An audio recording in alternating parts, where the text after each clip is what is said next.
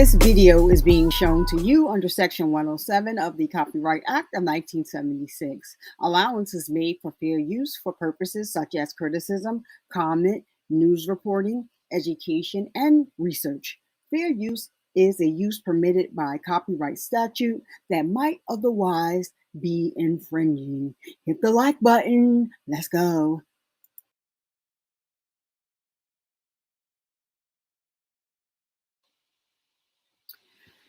What's up? What's up? What's up? Survivor Nation, I've just been having some technical difficulties, and if you're in the building, please put a 1 in the chat if you can hear me fine, so that I can know where we're at. If you're in the chat, please just drop a 1 in the chat. So I just want to make sure that you guys can hear me. I'm struggle streaming, as the lead attorney calls it, because I don't know what happened. I'm having some difficulties. My microphone just decided it didn't want to work today, and I don't know what that's about. But I do want to make sure that you guys can hear me fine before we get started.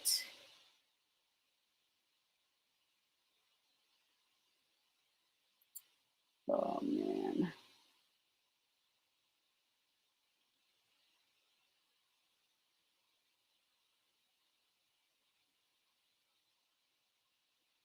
Okay, so there it is.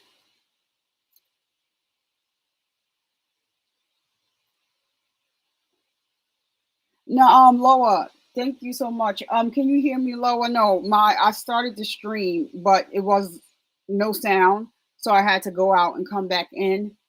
If you could put a 1 in the chat, Loa, for me, to let me know if you can hear me, please.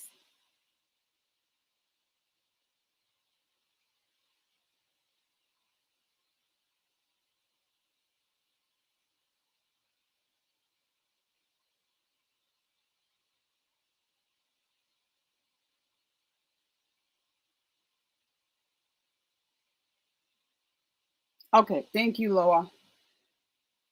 So yeah, all right, let me get back into the mood in the mode right now, because I was just devastated because I started the stream and I'm like, I couldn't hear anything. So my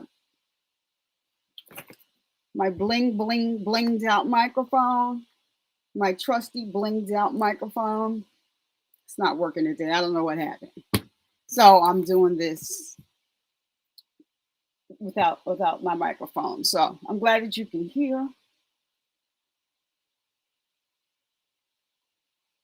And thank you for that, Laura, for always being here and working with me through whatever we go through. But anyway, today we're going to get right back into the rewind of Ronald Anthony Burgos Aviles.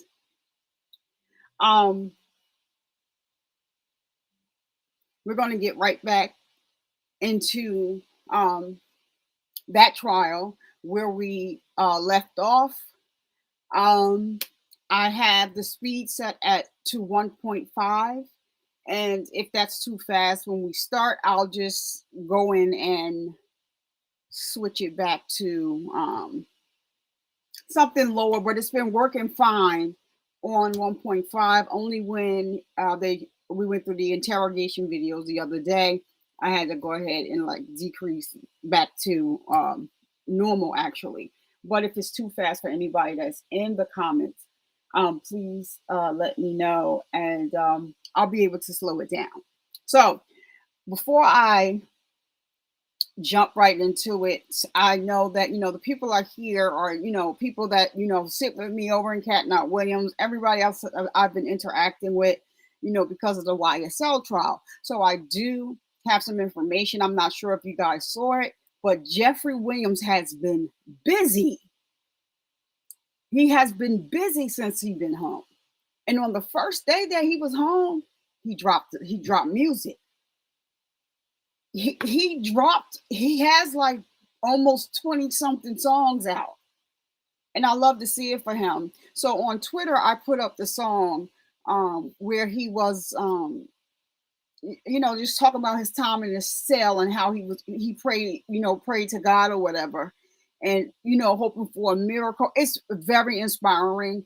I love that for Jeffrey, and we're still rooting for him because you have people that are rooting against him. Never going to be that over here. I pray that he can just, remain, successful and keep his mind on the grind. May have to get rid of some people. And I understand that Jeffrey is really, really hurt. So there is a song out, a couple songs out that I didn't share because I don't want to be part of, anything that may have to do with somebody just reporting back, to have, his freedom taken again. He has a right to express himself through his music, which is his, art. And I didn't listen to Doug's music like that, but the catchy things, lifestyle and all that. But when I tell y'all when he got out of jail, he dropped music that night.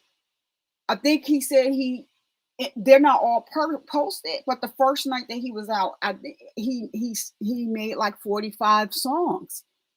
So he has a lot of music out since he's been released. I am happy to see it. And he has a song out. And I wanted to share it with you guys, but I can't. I don't want to. And I know it's public, but I don't want to be the one to share it. So I just listened to it. I didn't share that one. But he has this song. Shout out to Attorney Brian Steele, because Doug got you on wax, and it's a beautiful thing where he made a song and he kind of shouted, he paid homage to Brian Steele for helping him through this case. But as bad as I want to post it, because I have one song posted on my YouTube community wall, it's not the same one that I share on Twitter. But like he had me in a chokehold yesterday. I'm just clicking song after song, and I said, wait a minute, hold up. Jeff ain't playing. Jeff has been busy. And so I'm so happy for that. I just wanted to take a moment just to let you guys know. If you search, you can find on my page, you will see the song, that I was so touching and so dear to me. You can actually hear his pain, and he deserves to express himself and get his, put all of his frustrations and stuff out in his music. He has that right. I don't think that his artistic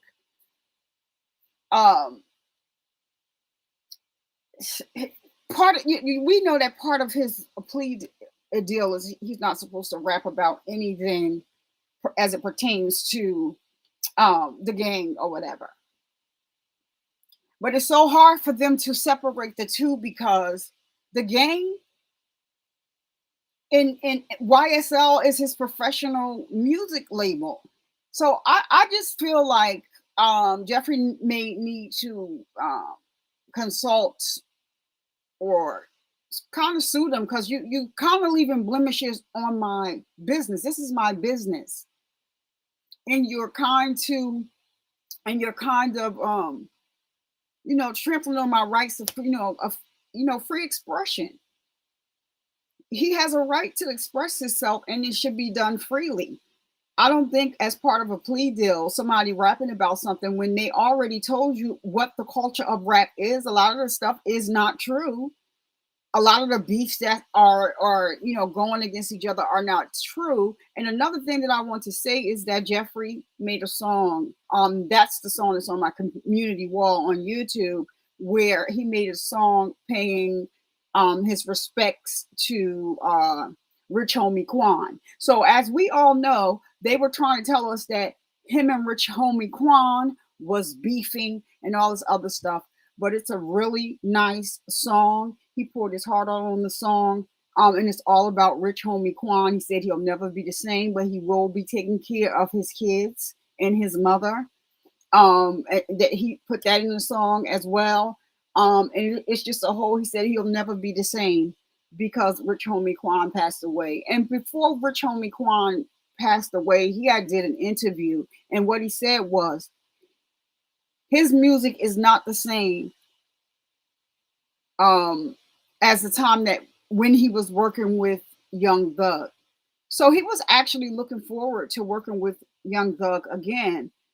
So he has a whole song dedicated to Rich Homie Quan, and it's a beautiful thing, but you can really hear his pain. Jeffrey has lost a lot of people that were dear to him while he was incarcerated, and even though he's home now, I know that it's still hard for him. So I just wanted to say that, and I saw a lovely video of Jeffrey the other day. Yesterday I saw it. He has a clothing line, and it's not. It's a video from before, not now. And I was just because I come from that. I come from that space too, in the modeling space, and I have a great appreciation for runway shows and just fashion in general. So he actually has a line that he featured somewhere. It didn't say where it was because it's just a short. I might try to remix it and share it. And it was so crazy. The models was coming down the runway, and I guess one of the guys, he saw that his suit needed fixing, so he jumped up right in the middle of the runway show and fixed the guy's suit. And everybody's like, "Well, why would he do that?" That's his brand. And normally, people that have a brand and they have things going down the runway, it's what they envision in their minds. That's the same thing they want to. They want the model to reflect. So if his somebody was modeling one of his pieces, and it if it was worn the wrong way, any little thing takes away from what you are from your designs. So I really, really appreciated seeing that video yesterday and seeing him in his element, because he just jumped out there and did what he had to do and then moved out the way, and the rest of the models came down the runway. So I was just happy about that. Okay. Now let's get to why I'm here. That's just a little bit of some updates that I had regarding Jeffrey Williams. So and he has some go over there and go pull him up and listen to the song. I don't want to say he has a song where I don't want to say too much about that, like I said, but y'all go listen, because he called some folks out.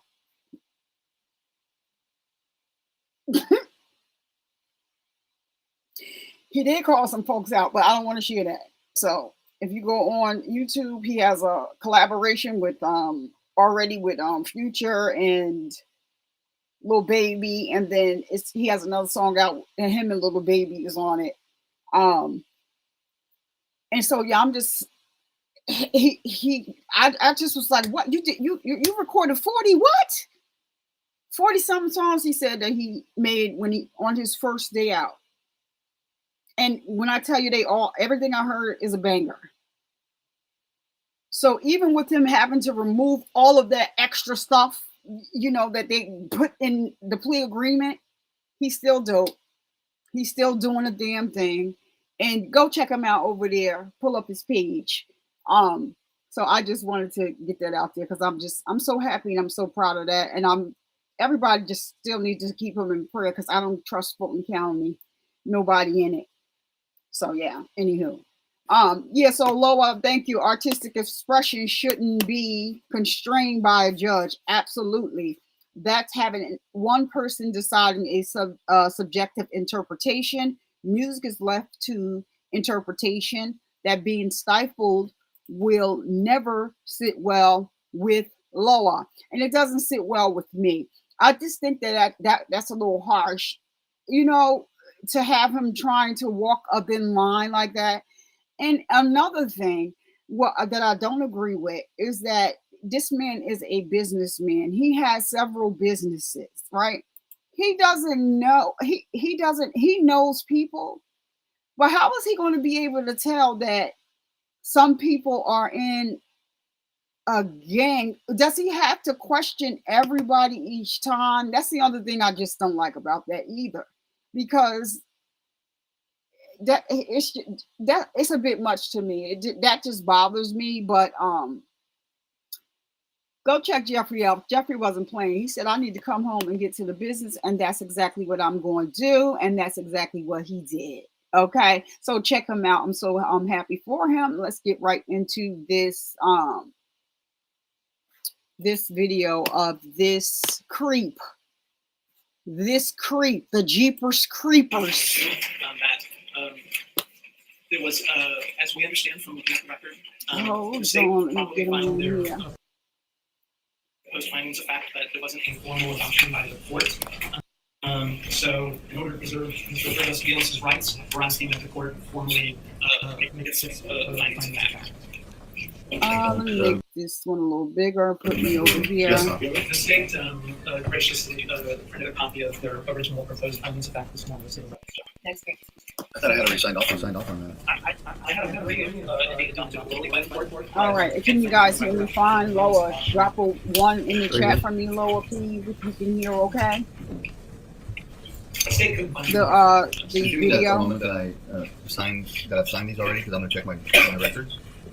But I'm pretty sure I would have signed it without it saying state proposed. Yeah. So can you just have somebody send it to both council, representative, and me, either in a Word format or whatever? Hold on, let me skip past this. So I think they're getting ready to have a Daubert hearing for one of the state's witnesses. He's an FBI agent, but he specializes in cell phone towers. And so the defense thinks that he's not qualified. Okay, so he's not the first up. Hold on. So he must be coming up next. Okay. Somebody else will understand.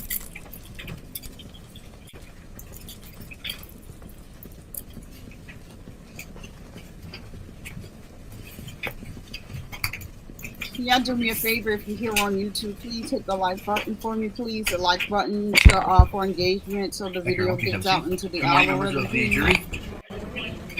Oh, it is? We'll get started. We left off with Mrs. Camilla on the witness stand, and Mr. Peña, you were about to cross. Do you have any questions? Yes, Your Honor. Questions? You may begin. Good morning, Mrs. Camilla. Good morning, sir. Mrs. Camilla, yesterday you testified that Mr. Burgos made a call, a radio call to dispatch at around 11:18 a.m. on the morning of April 9, 2018, and reported that she needed, that there was a woman that was in need of immediate medical assistance, correct? I testified, yes. Okay. And prior to that call, there had been no reports of illegal activity having been observed or reported by any border patrol agent in that area, correct? Are you talking about the radioactivity that was obtained, or are you talking about any other source that recorded that vehicle in that area before? No, I'm asking whether any agent, including Mr. Burgos, had reported any illegal activity in the area that Mr. Burgos was assigned to that morning. Aside from the call that came in of him requesting assistance, is that your question? Right. I believe there was regular radio traffic as far as detections of possible activity that Border Patrol agents needed to respond to, if I remember correctly. In the area that Mr. Burgos was working? Yes. And that morning of April 9, 2018, Mr. Burgos was assigned to an area from the World Trade Bridge to Father Magneto Park, correct? So that was one of his areas of responsibility to include from Flecha Lane all the way to north of 255, since he was a supervisor for deployments. And the area where Grizelda Hernandez's body was found is included within that area that you described, correct? Yes, that is correct. And as part of your investigation, you searched Mr. Burgos' desk at the Border Patrol North Station, and you were looking for evidence, correct, of the crime? So there was two searches conducted in Mr. Burgos' shared workspace. Like I've mentioned, one of them was done the day of April the 9th in the evening, and that was done by the Laredo Police Department accompanied by one of our agents' office. I was at the headquarters station. The second search was actually done by admin, the Laredo North managers, that they were trying to clear that office because, again, it's a shared office. And when they were doing so, that's when they came across the documents that I testified to yesterday. The child support documents? That is correct. And other than the child support documents, there was no evidence recovered from Mr. Burgos' office, correct? Not that I recall, no. Now, at Border Patrol here in Laredo, Mr. Burgos was simply known as Ronald Burgos, correct? I am not sure, to be honest, how he was known by his fellow agents or supervisors. All I know him was obviously, or the first time I learned of him was the day of the call. You looked at some of Mr. Burgos' employment records, correct? Yes, I did, sir. And those records contain the name simply Ronald Burgos, correct? I'm not mistaken if it has his initial or not. I would need to see the actual employment records that were provided. Okay. And you also searched Mr. Burgos' computer that he used in his office at the Border Patrol Station, but the search did not reveal any evidence of the murders in his web browser, correct? That is correct. Mr. Burgos was hired as a Border Patrol agent in 2009, is that correct? Yes, that is correct. And he was promoted to supervisor in 2012? No, he was promoted to supervisor July of 2017. Oh, 27. Yes, sir. Now, during this part of the investigation that Border Patrol agent Francisco Lara placed a bloody glove in the bed of the kilo unit that was assigned to Ronald Burgos, correct? Yes.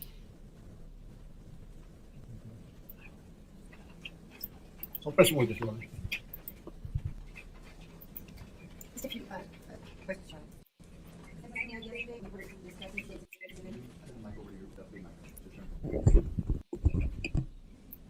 On State Exhibit 514.5, which was the radio activity for the handheld radio. Yes. Are you able to see document 514.5 exhibit? Yes, I can. And when asked, how is it that we knew that this handheld radio belonged to Mr. Burgos? So this report again was requested for any activity that came from his handheld. And aside from the subscriber ID, the 5154867, the report also documented his star number, which is the N68. The subscriber alias was recorded that was the radio assigned to Mr. Burgos at the time. I'm now showing you state 472. And if you can find the star number or the alias name for Mr. Ronald Burgos. Yes, so the star number is noted on the report next to his name. Thank you. And then will you also please read out the name as it is listed here in State's Exhibit 472? If you can just zoom in, it's a little bit greater and it's a light. Okay, it's Ronald, or Burgos last name and then first name Ronald. Is there next to the parentheses, is there outside the parentheses, is there a letter? Or Yes, there's an A initial. Thank you. Thank you. Am I excused? You are excused to go back to the business. Thank you, sir.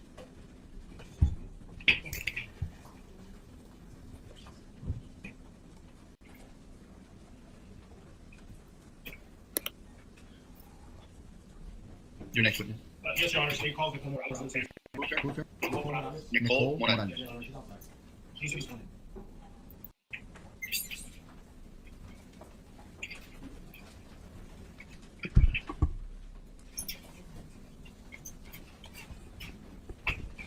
Ms. Morales, good morning. Please come forward. Good morning. Could you state your full name? Ms. Morales, please raise your right hand and be sworn. You swear to tell the truth, the whole truth, and nothing but the truth, so help you God? Thank you. Wait a minute, didn't we see this?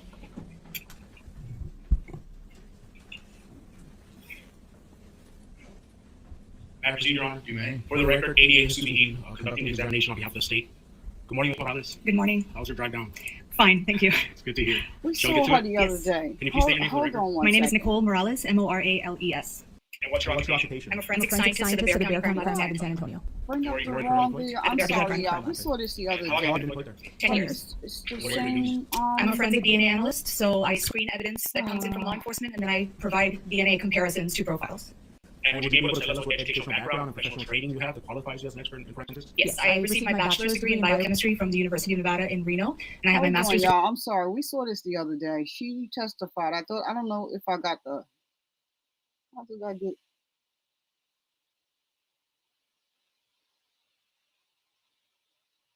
Oh, okay. So yeah, we're gonna start from here.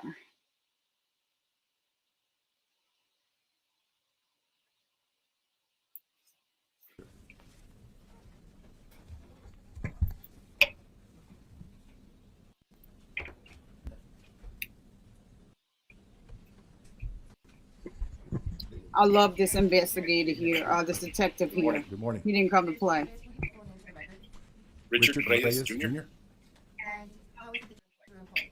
I'm a Laredo Laredo. Police Department. I'm a detective. How many years have you been a detective? This September will be 33 years. And you know why we are here today? Yes, Yes, ma'am. ma'am. And you were called out to the scene on that level? Yes, I was. I'd like to direct your attention to the Father McNamara parking lot area. Okay. And that's where I'd like to begin. Discussion. No. Did you have an agent to see Mr. Ronald Anthony Burgos Aviles? Yes, I did. Do you recognize him in the photo? Yes, ma'am. Will you please state that I that he was wearing? Got a great coat, looks like. Sitting on the defense table. In the record that Lieutenant Reyes has identified Lieutenant. Now, how long were you at this? Did you see Agent Burgos in this parking lot area? Yes, I noticed that he was there. And how long were you there? Yeah, it was. Did you have any exchange with Mr. Burgos? A short, brief interaction with him, yes. And this was before radio transmissions that the hearings are heard regarding the driver of the vehicle. Correct. How long were you there before that radio transmission was heard on the radio? No longer than 20 minutes. And what was that exchange between you and Agent Burgos?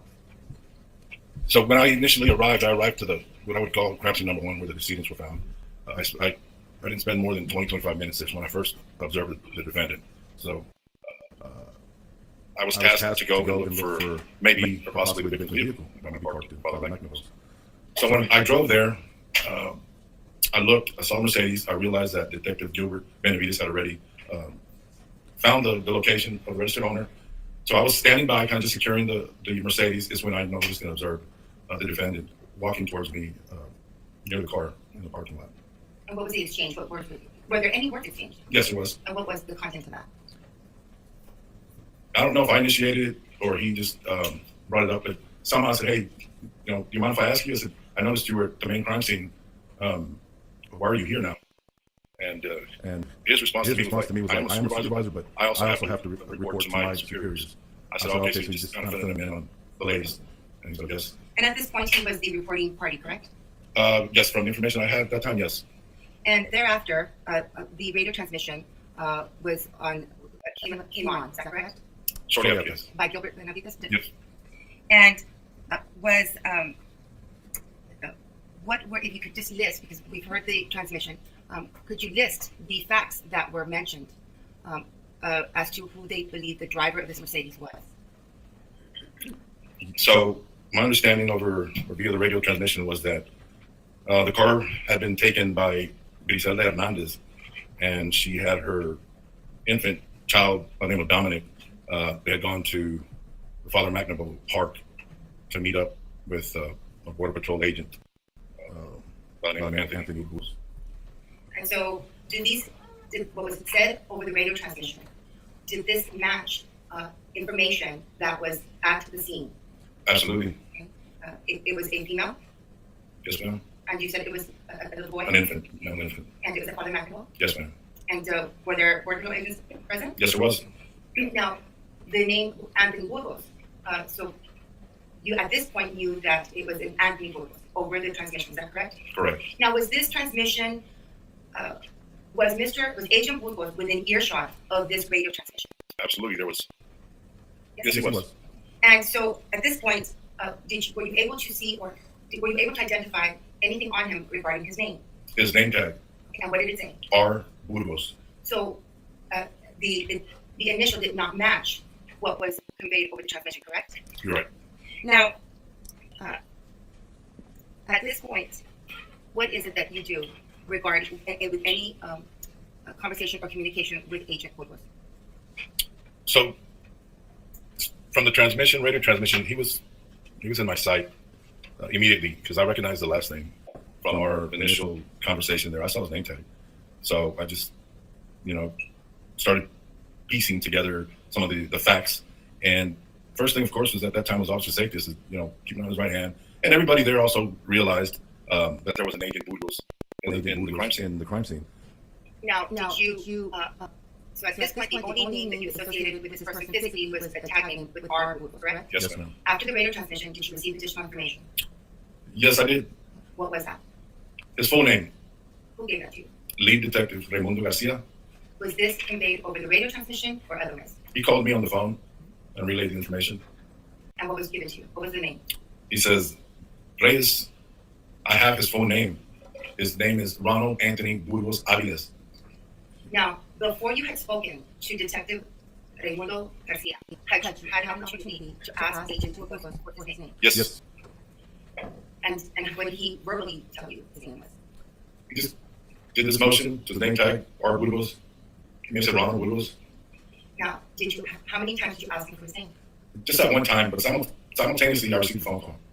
Then after the transmission or after the phone call that you received from Detective Garcia, did you ask Agent Burgos for his name? I went back and I asked him, what's your full name? I said, you're a professional, what's your full name? And then he says, what right give his full name? Ronald Anthony Burgos Aviles. Is that how you asked him? Is that how he answered you? Well, I asked him, hey, give me your full name. What's your full name? You know, I said, it's not the time to be playing games. What's your full name? And this is what he said. He said, Ronald Anthony Burgos Aviles. And thereafter, where was he placed? What happened after this? So at that point, of course, we all were high alert. He was an agent. He's armed. And so the concern was, number one, he was armed. So let's get a handle of the weapon. So I asked him to walk towards me. He did. Officer Greg De La Cruz was right behind me. And I grabbed his right arm, I think, and kind of just held it on the hood. I said, just don't move. I said, this is protocol. And he was, like, what y'all doing? It's a big mistake. I said, I'll explain everything in a second. Just let's handle one thing at a time. So at that time, he was disarmed. And then I told the officer there to go ahead and detain him and place him out in the unit. And where was he transported? He was later transported to the Laredo Police Department, to the Capers Division, or interview rooms, room number 2. And who is it that transported him? Do you remember? I believe it was Officer Lisette Castillo, and Gregorio De La Cruz as well. Now, they were in interview room 2? Number 2, yes. At this time, can you explain to the jury what the sense was at LPD interview rooms? How many interview rooms do we have? At that time, we had 8. Were they being utilized? They were all full. What was happening in these rooms? Interviews. With what kind of people? Who was in there? We were talking to family members. We were talking to friends, relatives, anybody who, the spouse or the ex-spouse of the defendant, employees, coworkers. So anybody who knew the defendant or the victim. And were there several officers involved in these interviews, or did you conduct all the interviews? No, we had detectives. We had many detectives conducting all the interviews. And while these interviews were being conducted, was evidence being collected or taken to the LPD department? Yes, it was. And did you participate in the interview for Ronald Anthony Burgos Aviles? Yes, ma'am. Who else participated? Myself and Detective Ernesto Elizondo. Now, at this point, would this interview be considered a custodial interrogation? Yes, ma'am. And in your experience and with your training, what rights must be conveyed to a person who might be questioned? There's Miranda rights. And at this time in your career, approximately how many interviews have you conducted? More or less. Hundreds. I'm showing you cases that are 525 and ask you.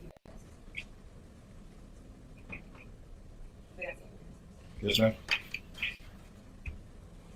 I'm sending states that are 525 for inspection.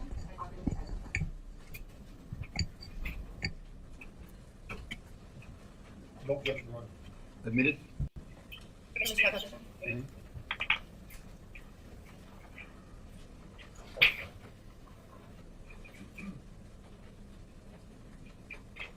This is states that are 525.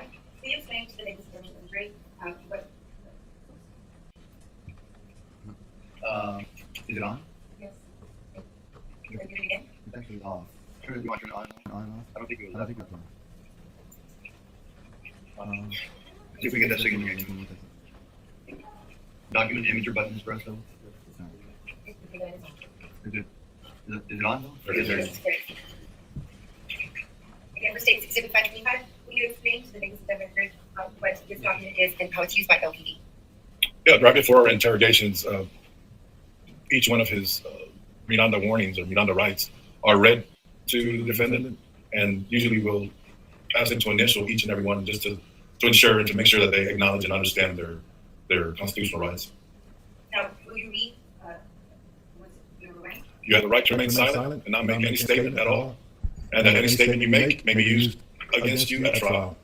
Number 2, Any statement you make may be used as evidence against you in court.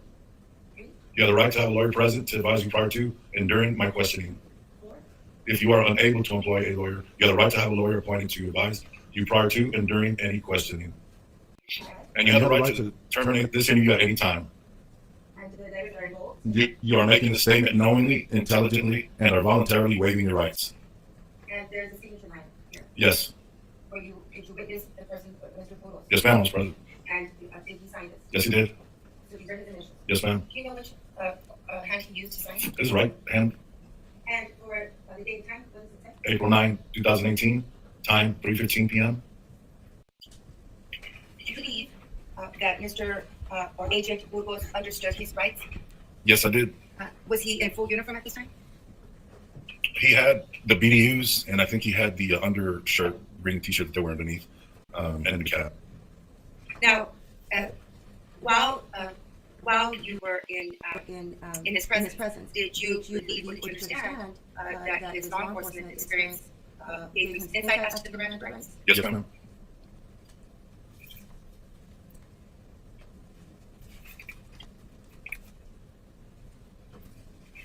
Now, did Mr. or Agent Burgos willingly participate in the interview? Yes, he did. Now, I'm going to, You may. I'm going to show you what is marked as case exhibit 81 and ask you to recognize Yes, ma'am. this. Will you describe what it is? This is the interview that we were just talking about. The pin drive. It's a pin drive containing the interview, the interrogation of Ronald Anthony Burgos. And I know it's the same pin drive for USB that has this interview. Because I initiated it and I viewed it. And at this time, same offer to continue to defense or section of the exhibit 81.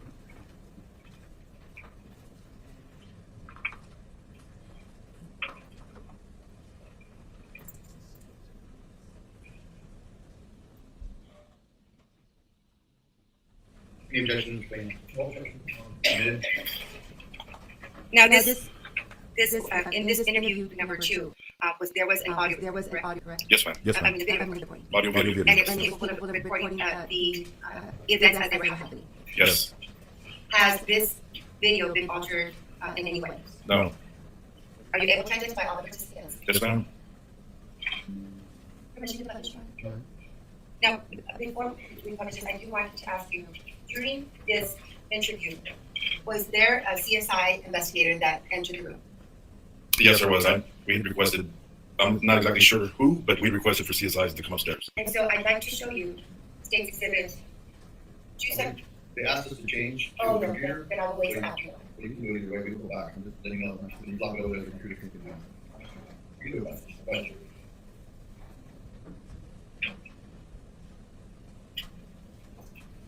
Is this a, Mr. Burgos, Yes, ma'am. Yes, ma'am. This is State's Exhibit 29 for the record.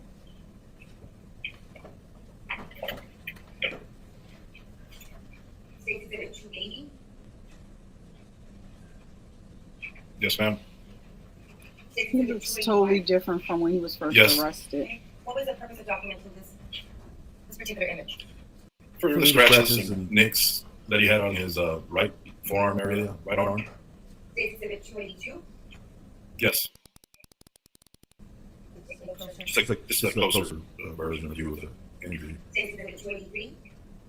Same thing, just even closer with the ruler To measure the to measure the size, to give you an idea of the size of the scratch or small laceration that you're gonna have. State's Exhibit 284. Yes, just kind of displaying the redness on his knuckles and What is this? The other side of town? yes, And that's State's Exhibit 25. State's Exhibit 26. yes, ma'am. Is there anything that's been documented in this way? Yes, on the inside of his right thumb, there's like a small scratch or light laceration maybe. Here's State's Exhibit 27. Looks like the same thing's closer. Rating nine, same as in Same image, the ruler, just give you an idea of the size. Exhibit 290 Same image, just and 291. same image, just I think kind of just showing his fingernails, maybe how short they were. What is the significance of short fingernails, or the importance of documenting the fingernails? Because usually we try to, or the CSI or FIS second will try to swab for any DNA underneath the fingernail. So these were very short. Now, Your Honor, I'm going to tender to the United States Exhibit 526 for their special and officer to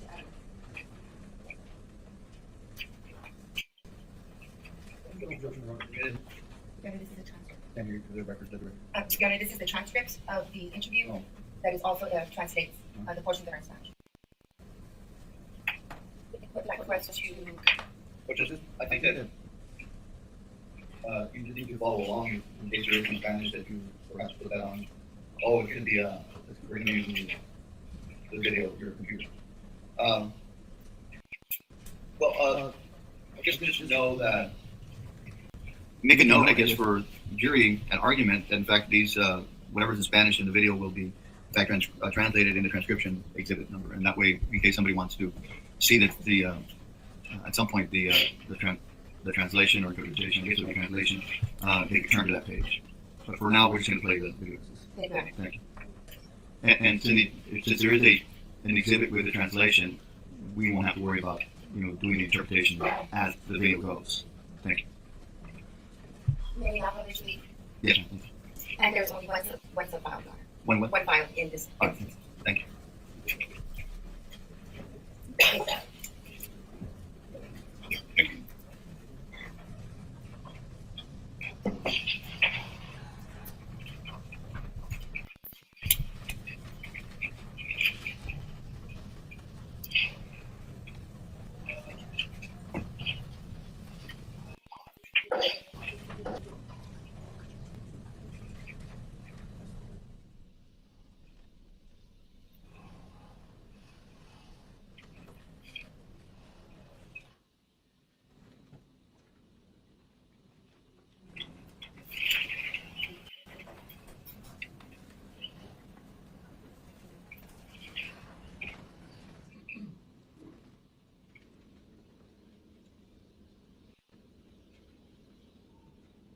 That's not me on the screen, y'all. That's Lauren Crime.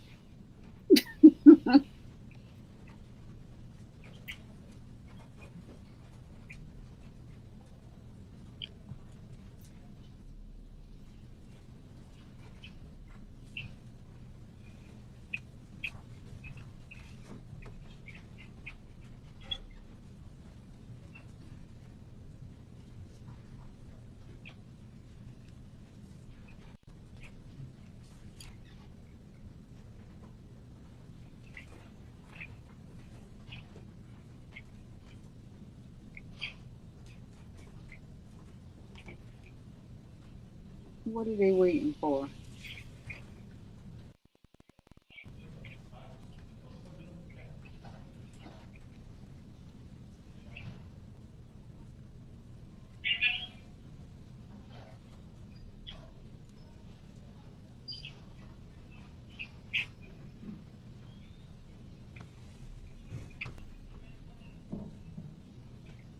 Is the video playing? What are they waiting for?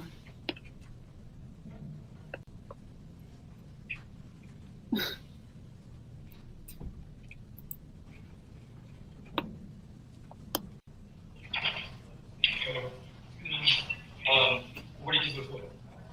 One goes to baker, then one recently one goes to butchers. No, so back okay.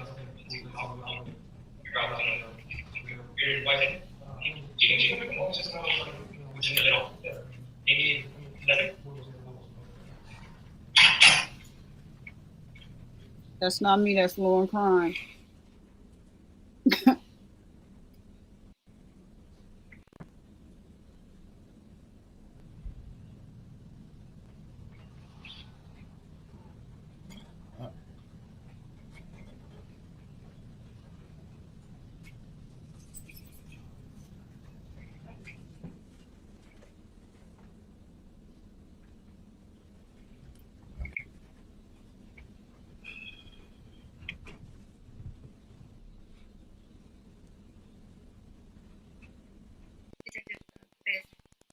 the beginning of this video, what time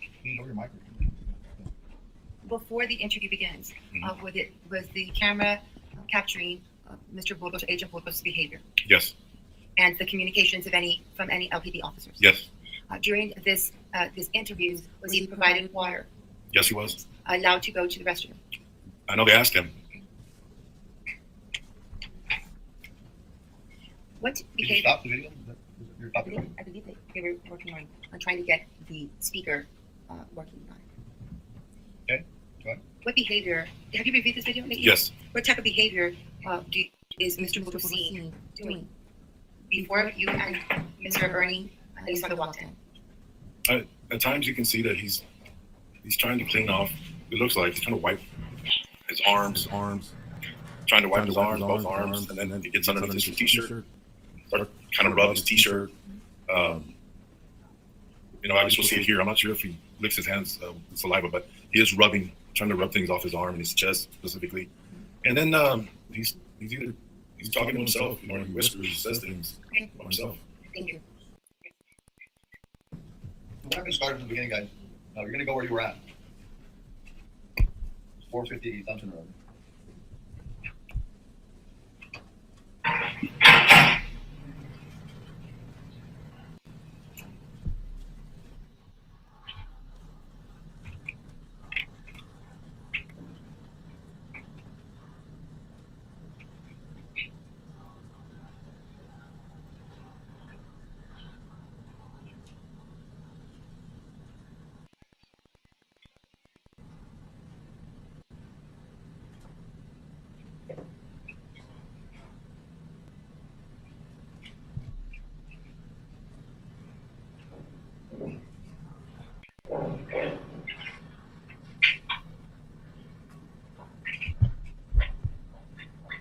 Does he look like somebody that just took the life of a child and their mother, his child? No, I don't think so.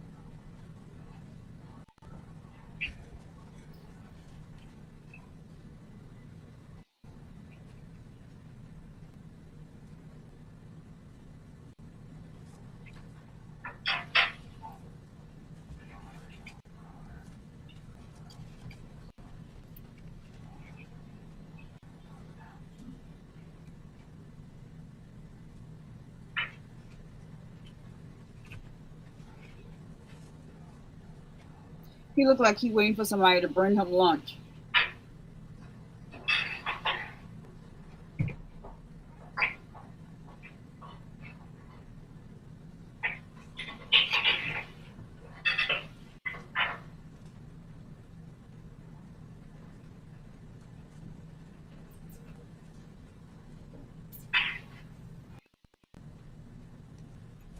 Oh yeah, they must have.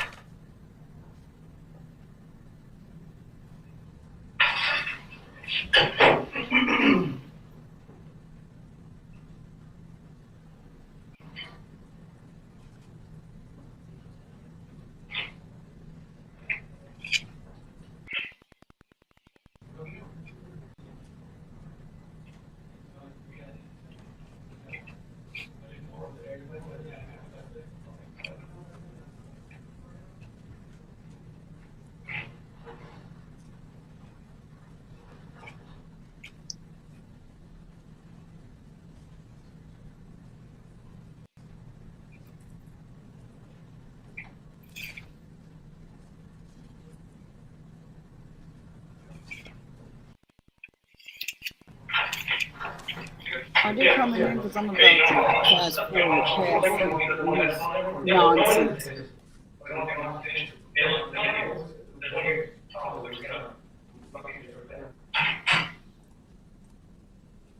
Yeah, I'm gonna fast forward through this because he not doing nothing. But they watching him. But I don't think it's important to what we're doing. Just to look at his. Oh, and they went back to the. 309. 3? No, we already passed that. 309 is the time and the timestamp is the time it's on the bar. You're gonna have us here for the next, what is it, 2:42, that's 18 plus 9. 27 minutes of this? I apologize, but that is the entirety of. I don't need to play the entirety of an exhibit just to hear him whisper to himself that nobody can hear or talk, whatever it is that he may be doing or making noises. What is the importance of that? Then if the court would allow us to read what the transcript was able to pick up on what was said up until 309. Who prepared the transcript? I'm sorry? Approach me.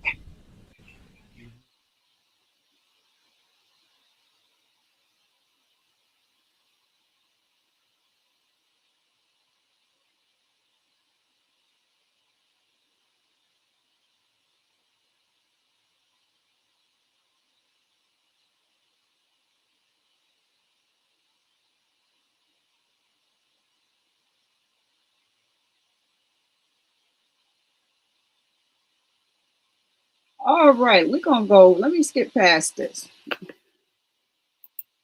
We're not gonna watch them arguing at the bench.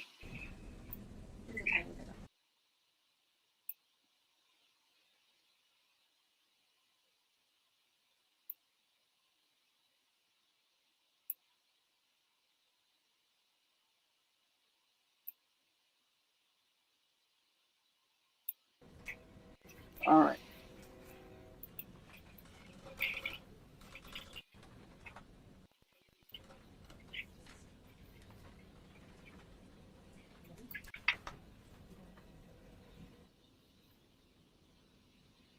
She remind me of Love. I mean, she's the way she questions the witnesses. I get Love. She can be part of Love team.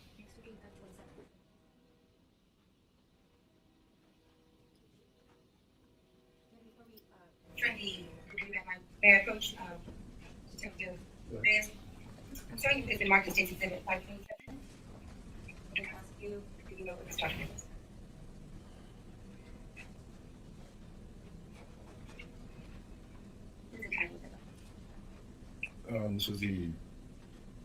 This is for the child support.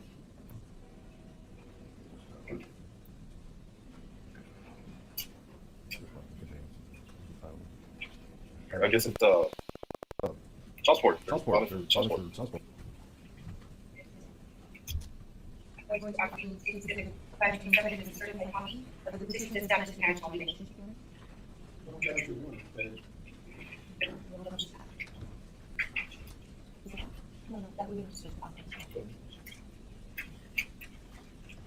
May we proceed on?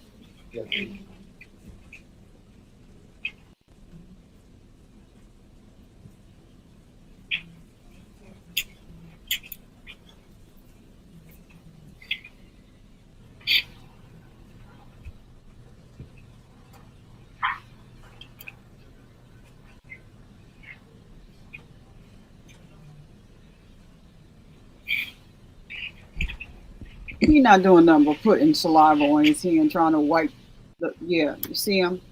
I guess I'll let this part play. What an idiot!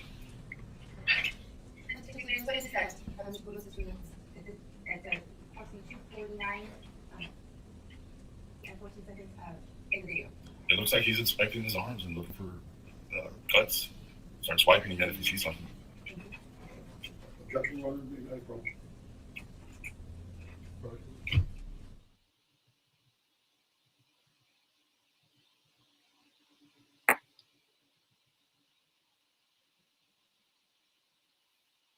I'm gonna reserve my comments about the attorney that's up at the bench because I learned that he passed away, and so I just will reserve my comments for the other attorneys on the defense side.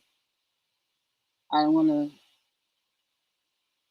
disrespect this man because he's no longer here with us, but I can say I didn't like him. He was doing that bait and switch testimony questions and stuff to me, like trying anything to get this lowlife off. And he does deserve a defense. I do understand the laws, but yeah.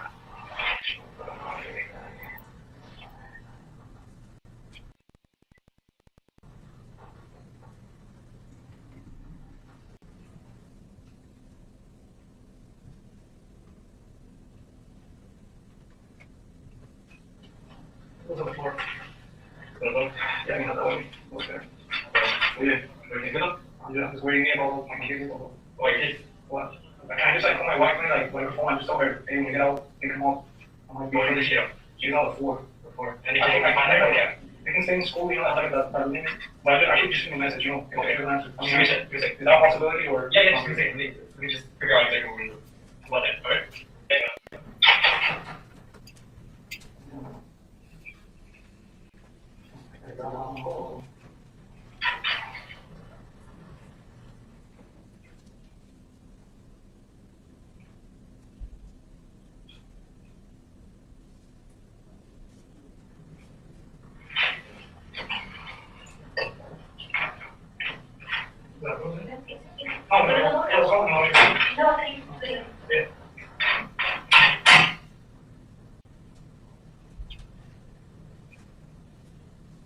Do he have man boobs? That's what it looked like. Oh.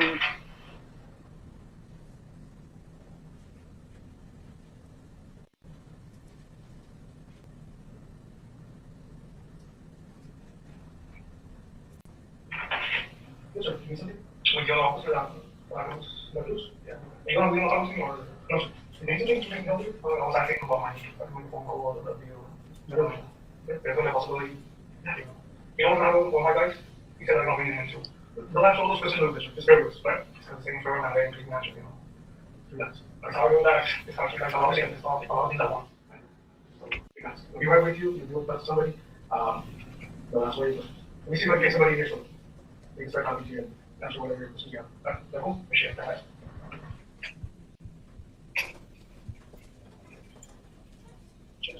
All for the state taken to the way we go on the cards, but if you could just put it on the record as to where it's being used.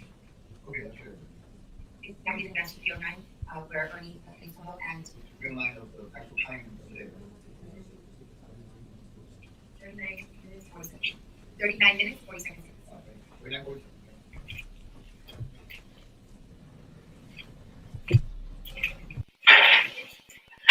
Hey, good boss. We're good.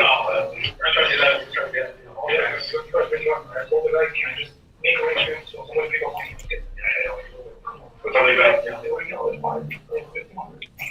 As, you have any members that do that, or you have one wife? Okay. Is she work over or? It's been more set as what's your wife's name? Your number? 863 4242 4242.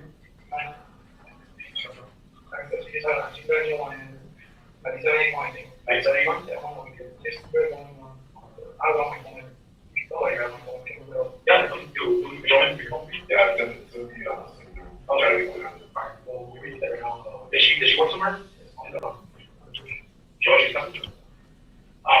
Well, where you at? School? Where you take her? What's up, take her to school? I want to ask you. Can I just call her myself? When is this assistant right now? I think that's more than we can do right now. Do you think that's not the for sure? What time did she get out? Okay. Did she not know to go in the case, or was it your turn? Well, we get out at the same time. What day here? I'm closer. What day here? Yeah. So the main concern I have is you want someone to go get it, right? So it's okay if I call it, tell her, hey, but okay. But you know, furthermore, if you don't show up, then I'm What's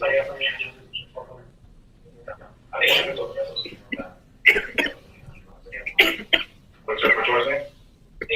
Any? No, I just kind of want your recommendation. Let's try one call or something. Let's just get to it. You go. It's 14. All right. I mean, obviously, we've been together all morning long, so you know where this is stemming from. And, the only thing we can do is try to get everybody satisfied. Obviously, you're here and we transport you from the scene where they're at. So, at this point, I think we're good anyway.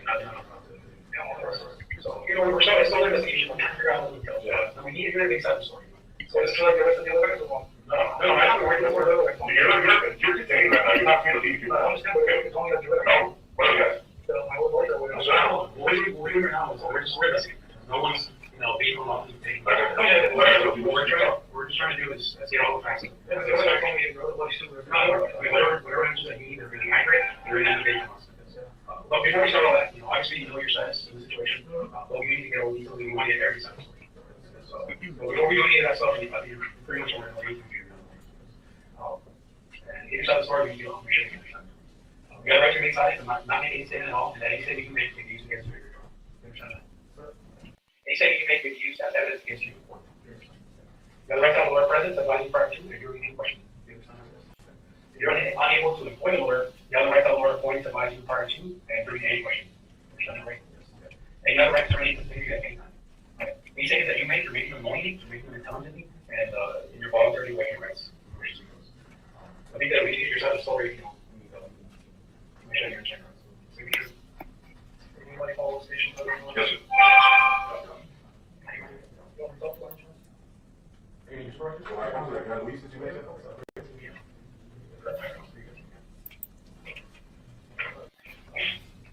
Your right name is Burgos. I'm sorry, Ronald Anthony Burgos Aviles.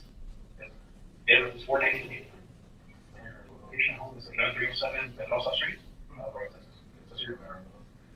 I'm arrested, right? As of now, right? One final details of the case. I think I don't know everything. It's tell me the truth. Well, we know right now. Don't sugarcoat anything. Don't sugarcoat shit, man. Because you're being detailed. Ready investigation. What we know right now is that you showed up to the scene and there's a dead person. Why don't we start from that? Why don't we start from when you arrived and you discovered what you discovered? Are you a morning shift person? Did you come in the morning? Yes. Okay. What time did you show up? 5:15 is the time that I show up. 5:15. You get the money or the money? Okay. And what I'm talking about, you guys are for how long? And then when you assign your location to work, is that at the location where you're at? No, yeah, I was the river supervisor. The river supervisor. So you basically did long distances, anywhere between where and where.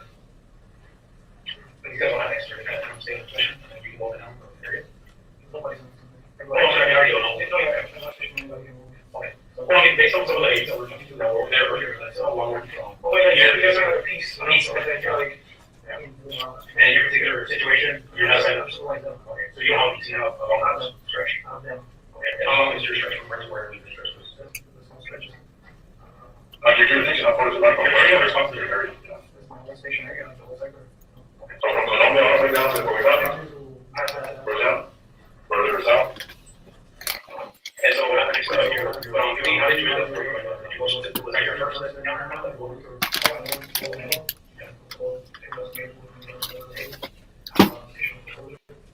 But just do regular time, okay? You go to that market station until what time? Just an approximate. I can't tell you that. 7, 8, 9? I wasn't all the time. It's like so routine that you don't even think, like, okay, it's time, this time, but Okay. So you have a station, do you want breakfast or you gotta get to it? Okay. So you have a station after doing your initial duties, and then did you guys get right? Yeah, I drove towards the Old Bridge. From where? From the station. What station you're from? Which is the Channel? Oh, we got it. They had to do start out. Right over the Old Bridge. I'm not around there. So guys, talk to them. Okay. And I was here working, get it done, stuff.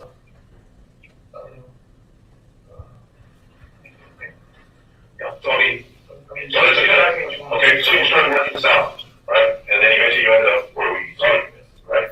And that's the last place, that's where you ended up. Okay, so what happened while you were there in that area where you found it? You want to know what happened? Yeah. I was running to the park. I also went down there, bar. And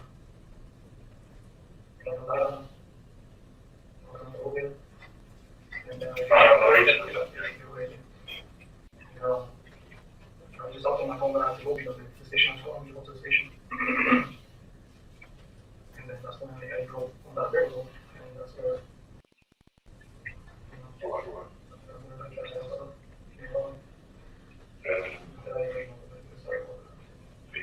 How many bodies you find? I just saw that one person. So that's all one person. I just saw like first record, so I didn't know this. Yeah. So we got out like in there. First I think out. We're on my hand, and then there. Like, you know, what's that called? I ran through it. You know, gotta make sure that, you know. Yeah, just check your way there. So I tried to give her a close and then,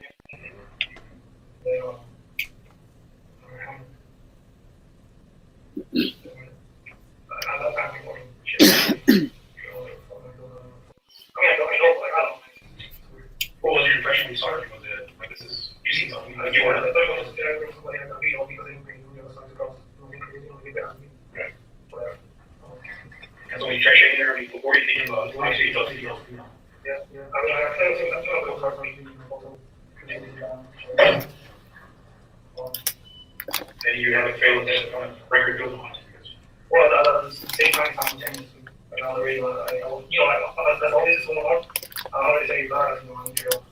It's just like, following from where the door, I think, came up the stairs, to where we ever know that's how far we were. Yeah, so he just, I know you saw these things before. Yeah, with Soccer time. Yeah, so you got there, you know, it's hard for me to remember step by step, so I'm trying to give it to you. Details. This is a little situation, but it's kind of like, do the best possible.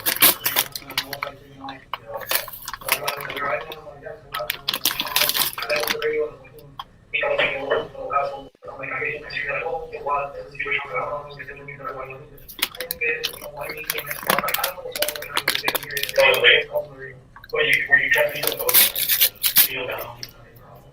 And the thing, one of the ones on my head is that I didn't want to make it sound that serious because that was so pain.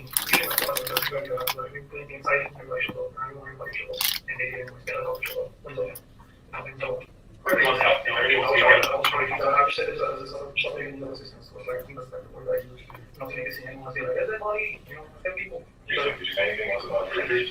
I didn't say shit because I can't remember saying anything. I can't remember. I'm pretty sure. I got you. But what would be the big deal about you arousing everybody's suspicion and showing who's on the phone? They body here. What would be the issue with that? This is my issue. My issue is that we as book employees, we have share about our rights and shit. And we did, my employees did, we show up there, we start walking around all over, getting our friends, everybody, they don't know.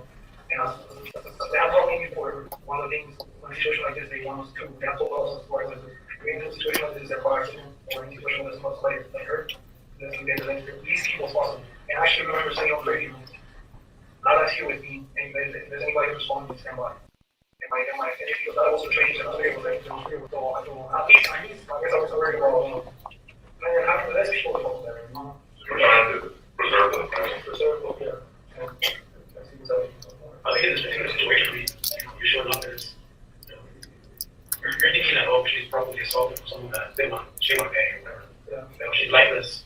It looks like a violent attack. I think it's necessary to get over here and say, feel down, hospital disease, ENT, and police. I also understand that, but also I've been told before, we don't make determinations based on life disease or not. You know what I'm saying? She might have her head gone. Yeah. But until somebody with a certification with the point to say that she's not going to say because I don't know. I should have been comfortable. I don't know what you're saying. I know, but you know better than that. No, I don't know, but it's not I know better than that. It's black and white. Who am I to say so-and-so is it? Or I'm just saying, considering the amount of blood that was around this girl, and she was face down, that's, common sense is not her policy or anything.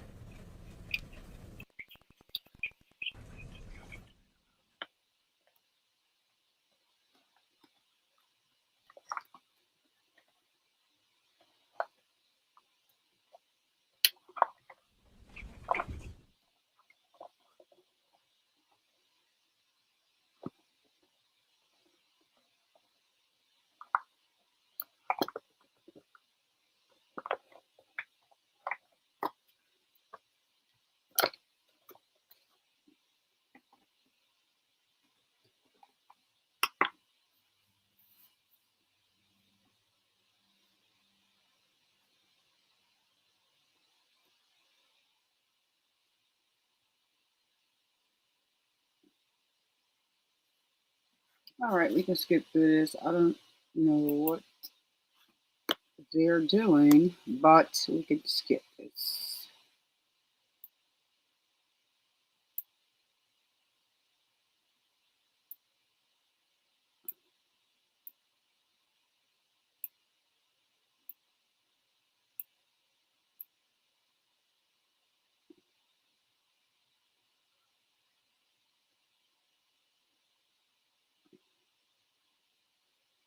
Oh no.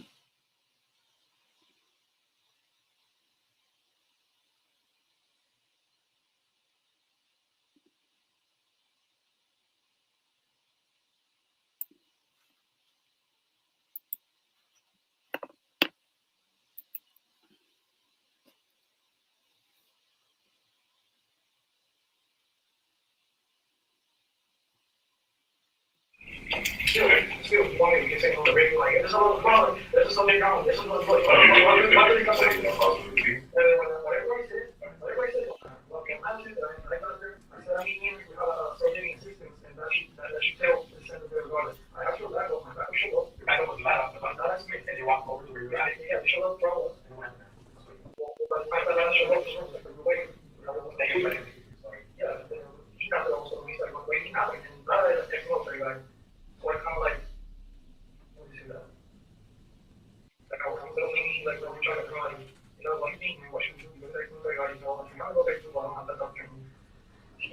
And he's like, I don't know, he starts saying like what they're being, it was like dogs there, I don't know, like some kind of stuff. And so, it doesn't matter what he said. Not specific, you know. And at the time, I think I don't know what the things I said. Like, hey, I think people are also have something and now like he's like, I don't know if we want to tell because of the position of so we are tempted to go for. Well then at that time I can't get like, I want to touch his shape and go so who grabbed you where you go? I don't think cover like shirt, shoulder like this, like this, like that, and then we got like this. And so when you did that, how far did you walk it up? Probably like that. It was pretty quick because I realized we were touching everyone's blood by that time he told his trainee. He is so full of you know what? I'm sorry, y'all. He's so full of it though.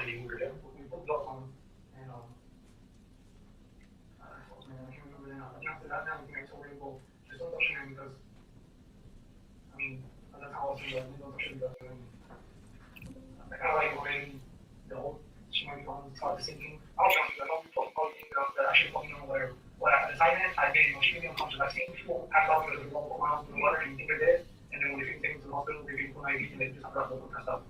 I know you talk about things pushing, but like, yeah, I do. But I know, man. I've been from the period. He was saying, he actually from the period. I don't think she's wrong. When you can still come back real quick, when you said you could grab like maybe twice, right? 2 or 3 times? Did you have gloves on the whole every time? The first time you did? Same time you did? No? Then I'm assuming that you washed your hands after.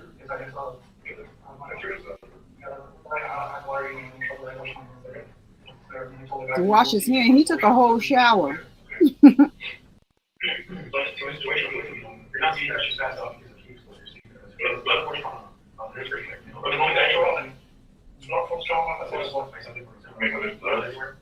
in blood, full of blood.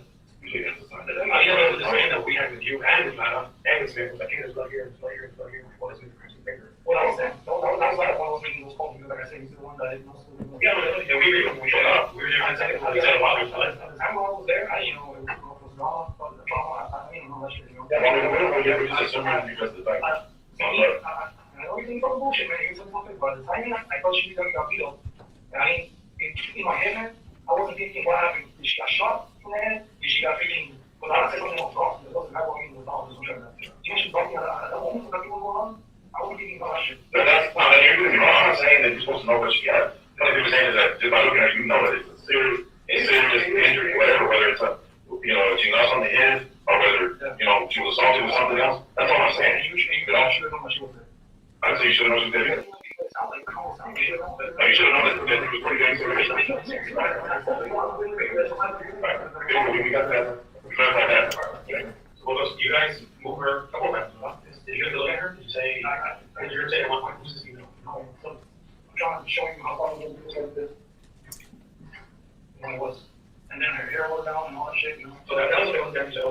Yeah, I'm kind of messing with this situation. At that time, I didn't know what happened. The more we moved, the more we didn't know what happened.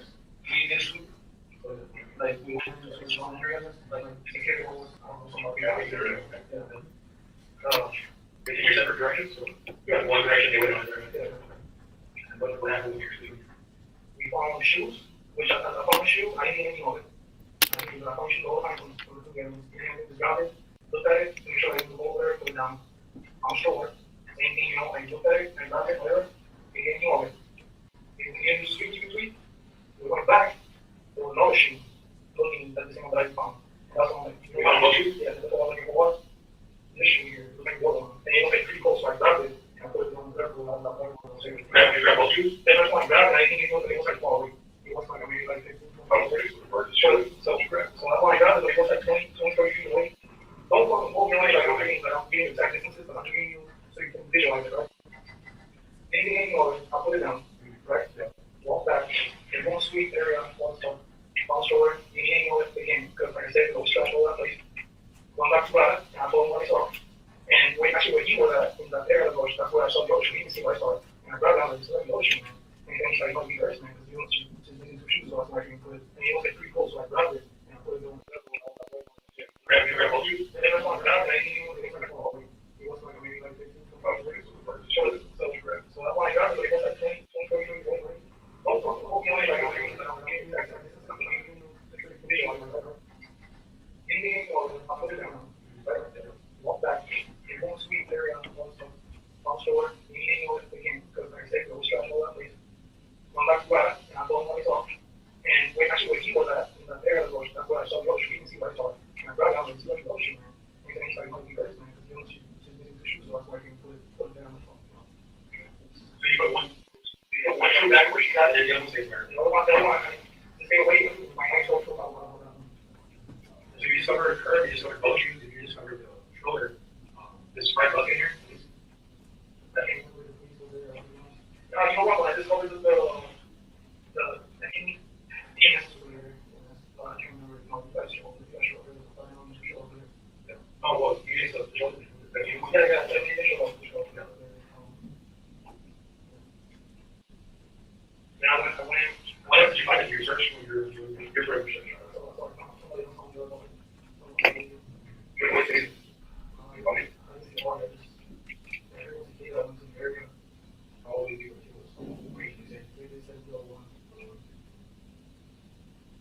Was that a hot situation for you?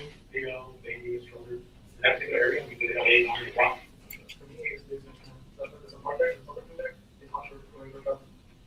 And where she was discovered, she was off the beaten path. They weren't staying in the same. That was she was left there. They honestly sure. She was off that trail. Yeah, but this particular case is very at our age, with a stroller and a 9-year-old, and this woman was in the pocket.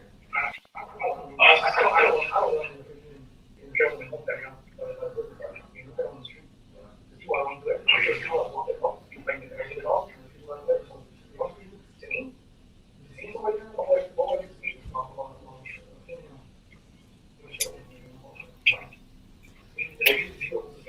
We all discovered the shoes and the stroller. He had it right. I can't remember. He had everything. I can't remember if he had a ride. You need that situation where you discover body, shoes, stroller. That situation, how you're concerned about, man, this is bad. And then they call, we need to sell them forever, or back that way, you know. But it's just like a very rough situation. I know, yeah, I already told you guys to sell perimeter. Or perimeter training, so perimeter search. You know, because I got fighting, but I think I want to beat these, like, me, my wife, me, guys, thing like this. All three, you know, we all can together. But you guys are kind of turning it over and moving to good work. Was there anything like that here? No. Kind of curious too.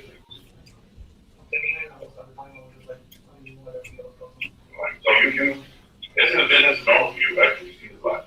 So let's get past that, because I don't think you're gonna say, I mean, that's what your story is. So let's get past, why did you end up over there where the car was? It was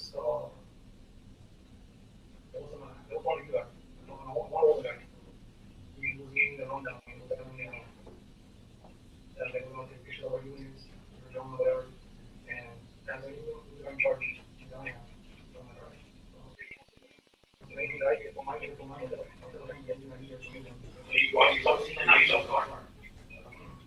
don't have to get over that. Card game, decision about who card is, who can be graded, who can be belong to. What about now? What's your answer? Who you with it? I'm not sure. Who you with? I'm not sure. I think you got something right there, you know, that you might get off your chest. Or do you think there was somebody that resembles the person? Who you think? It's not that resembles somebody. It's in the card, for example. The card Mercedes is kind of like Grizelda. Well, I don't want to say anything because I don't know for a fact. But that's what's to verify if it's true or not. I would ask you first, you know, your opinion, what the card look like. I don't want to give my opinion on that because I don't know for sure I want these things stupid shit. That's what I'm saying here is stupid. That's your mind. What I mean, like, you know what we're saying, you know, we're going to say, we need the card on schools. What do you think? You should. I saw that. Who's card? I don't know who's card. Who do you think it is? Based on your behavior here, I think it's someone's card. I don't know who's card. See, okay. I mean, he's a little more patient now. I want to lose my patience here. Yeah, because I want you to be honest with us. That's your chance. You gave me a chance to come here and tell the truth about everything that happened today. We don't know a lot more than you think we know. We know who came in, who's on the camera. We know what's on the car out there. We know what time you went in. You know, we got two people out front that will pull into that place. Right? You're on the car. We know who she is. You know who she is. You know what I'm saying? You with her. So, I mean, we want to know. Now you tell me, explain that to me. Well, you tell me, you're with me. You say that. You said that. Right? Right. Well, you tell me. What I mean. You tell me. Who's the car? Whose car is it? Whose car is it? Right. I don't know whose car it was. We're not seeing it. You want to ask me something. Okay, cool. Okay, that's it. Are you ready? Yes. Okay. Do you have a baby with another girl? I don't know. I can't. That's a stupid answer. What do you mean you don't know? You answer no, right? There's nothing wrong. You know, we're talking about homicide. Do you have a baby with someone else? Yes or no? We see it. You gotta be easy for someone else. You gotta make things better. Make situation worse. I know what you're doing. I gotta tell you. Listen, asking you if you have a baby with someone other than your wife is a yes or no. I'm not gonna judge you. I don't give a damn. I'm just asking you, do you have a child with somebody else? It's because I don't know. Twice already. Somebody said they're pregnant. Who are those females that told you twice? Right? This is for everybody. Lindsay. Who? Lindsay. That's her name, Lindsay.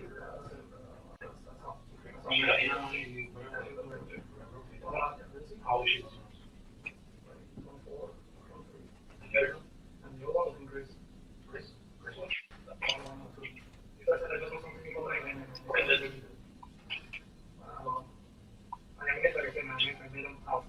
Where she work? So she used to know that. Okay, and then Chris? How old is she? How old is she? 23, 24. That's when I met him. I don't know about now. Okay, so what is she doing? I don't know. When was the last time you started getting these phones? This year I saw.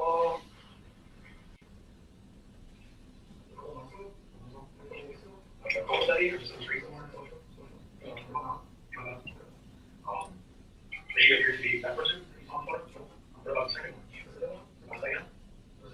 Did she have a child using? Yes, all of them. So, you're not? What she moving driving? She got the truck. So, like, you didn't see her like your wife? That was 2 years ago. My wife was working at the shoe. She had that. She got the whole thing. She came back. She came back. You're with Grace? She got it. How long were you raised with Grace? We were never. Okay. Just on the day. Just the truth. But it was a relationship, sex, and just, right? Right? I got to show on phone, like, I don't know for sure. He was all like, but that's what you got to explain. Yeah. But when I told you, no, what you don't know?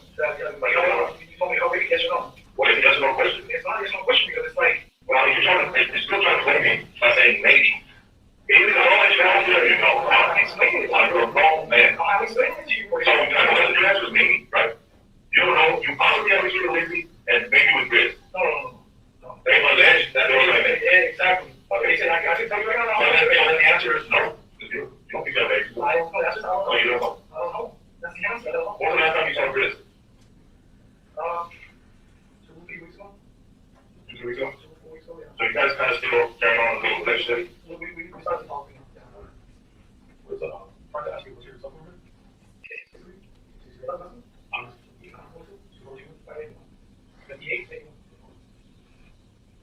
So, your telephone number for Antonio Aviles is known by my name. Okay.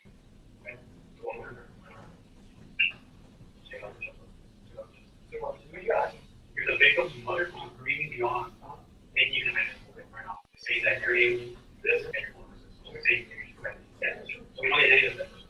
And the child. Okay. Now let's what happened. With the incident you discovered. Are you telling me it's a coincidence that you discovered? Clearly you know that I covered it. It was a coincidence? Yeah. Yes. Yeah.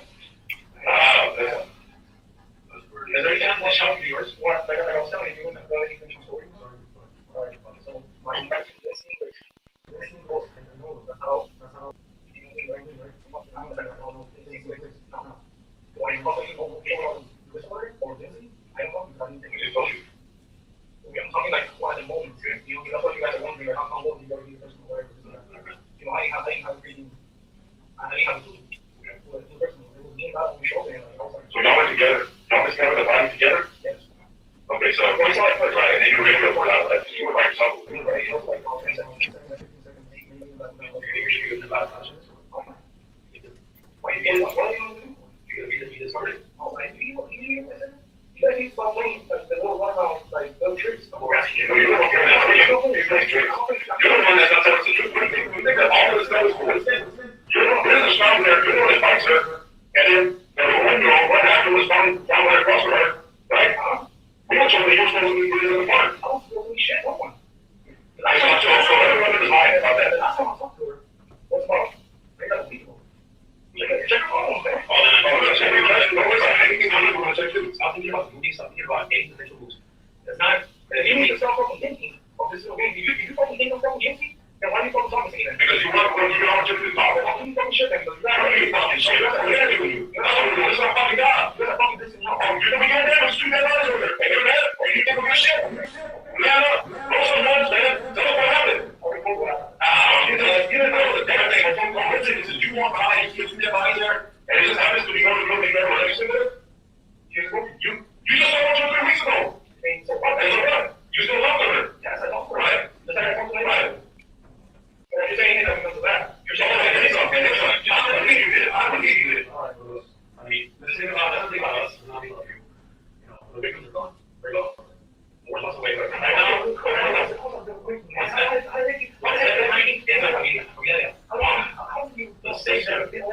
mom, sister, extended family. You're telling us too. Sincerely. We're law enforcement agency, all the problems. What the show, PD, I seen, it's gonna come out that you're the subject of this case. That's fine. This is bigger than me and you. This is bigger than both departments. It's bigger than battling them. Now people agree forever. And all because we're sitting here trying to be cool stuff. The faster that you can put your money and get from it, you get from it. Because the case it speaks for itself. The faster that you will look and get from it, and then the easier it'll be for you. You're kind of thinking, you know, you're not thinking about yourself. You want that. You want that.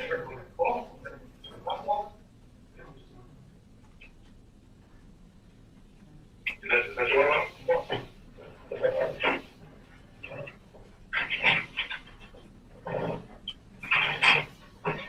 ¿Ya lo viendo?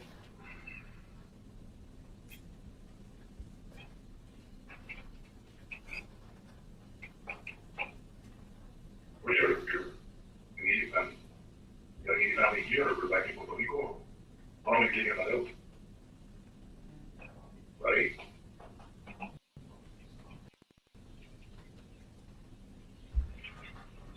Look, man, I'll tell you something that I ain't gonna smoke the rest of you. Everybody has issues, that's issue for everybody. Something's happening, something set you off, something. People just don't want to see that you did it just because you fucking hated her or just because something happened.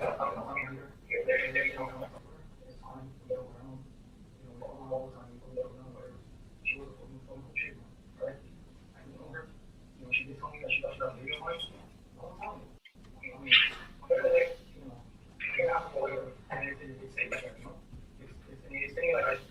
never confirmed or denied. She never confirmed or denied. She always say,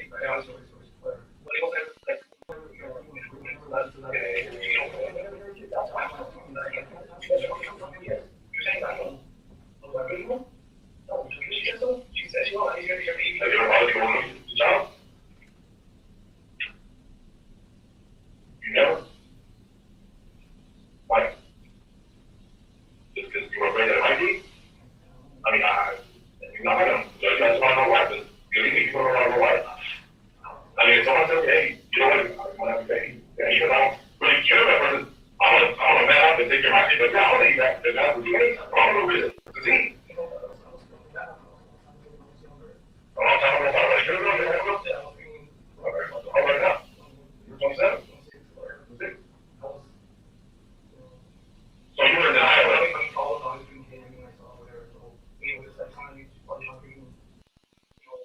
Is your hand on the ear? Captain? Oh,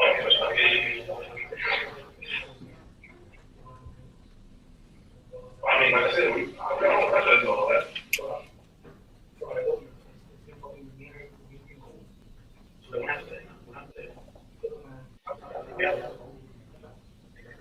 But in your story, that's not what you're going to come quick. Say something else.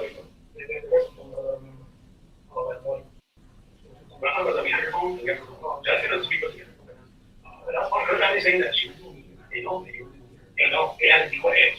I'm going to go meet. What I know on my side, I don't know what she said over there. I really don't know. But I know that I wasn't the only one, alright? That she was seeing me. I don't know, what is it that she told her mother, I'm leaving the attention of the photos. She never looked at and we found photos. Yeah, you guys twisted. I know you can't put yourself on it. I was like, I can't push it. You know, that's what I was. You explaining this to not be you. It's pretty hard to do. But at this point, they're not, you don't have that time. We're not, you know, many, they're at home now, you know, they're out. Okay. That's one thing, but I think that I think you know, it wasn't like working in the shit, you know, like later, you know, like, I think the faster road that, not only things the faster that you do for the things that the faster it's easier for you, but it's also going to be easier for the legal system. You know, see how you're have always said that I'm in your remorseful. I am remorseful. I feel bad for what happened, you know, because I know you're yeah, hurt. Not the family, whatever. But, you know, or you feel bad for that. You're not going to feel bad. That's the thing, man. And I'm not saying, man, because how everything just went down, stuff that I'm here, the fact that somebody, they feel I'm nowhere, and I actually did it a couple years ago, now it's like, I'm supposed to guilty. No, you got that, you can body. I talked about the body. Nobody was fucking trying to fucking hide shit. This was without a fucking video. There was fucking, I fucking shit in here. I wasn't really trying to hide shit. I wasn't driving on my son area. Like, so you not doing all this shit, because I fucking did it 2 years ago, I'm fucking guilty on this? Well, it's fine. I'm guilty. I don't work. You know how it works. Your residents don't do guilty. No, you come on, man, don't do this shit. You better talk to me like my own guilty. You also wrong. I believe you do it, and I'm don't get it. Now that's what we're at now. It doesn't matter what I believe. It's what the jury's going to believe. I know that. Okay? You don't want to do it. You want to see, like, I'm going to see what I'm doing. You ain't fucking third. Yeah, I fucking did it. Okay, now let's go back to those. You had a lot of your wife, she left. You looked at this girl. She told you that kid. You're in denial that it's yours. Your wife's come back, and now this girl not anymore. The fact that you're the dad of this kid, though. That's not true. How's that not true? I mean, she's telling you that she told me a while back, and after that, it's like, well, you're not back to me with your wife. She went back to where? Where you come from? She went to her hometown. And that's a major thing. They didn't come, have a breakup, leave, and then come back again. That means that you're worth trouble. You're worth an 80. But out of nowhere, Ray is saying, hey, man, you gotta make it. You gotta make it. Either you gotta pay child support, or you gotta have to take care of it. I don't see any other scenario. She was never home like that. I tell you, she's not that kind of person. She's not that kind of person. How does she tell her family? How does she borrow the car? How does she borrow the car? And man, like, don't tell her How many took you took? How did she borrow a car? Tell her, how did she tell something? Sorry. I'll tell you what. How did she tell her about the honorable meat? Let's say, and how did she meet you at that location where you happened? How did she look at it? How did you end up finding her? We had a huge team of investigators who were all this video that's about everything. They don't come in to that. Just answer this. When you went in, they go to the park? Yeah, we went to the Christian park, right? No. They go to the park out there? I know Christian park. No, but you went to that entrance. Went to the entrance, right? Over there.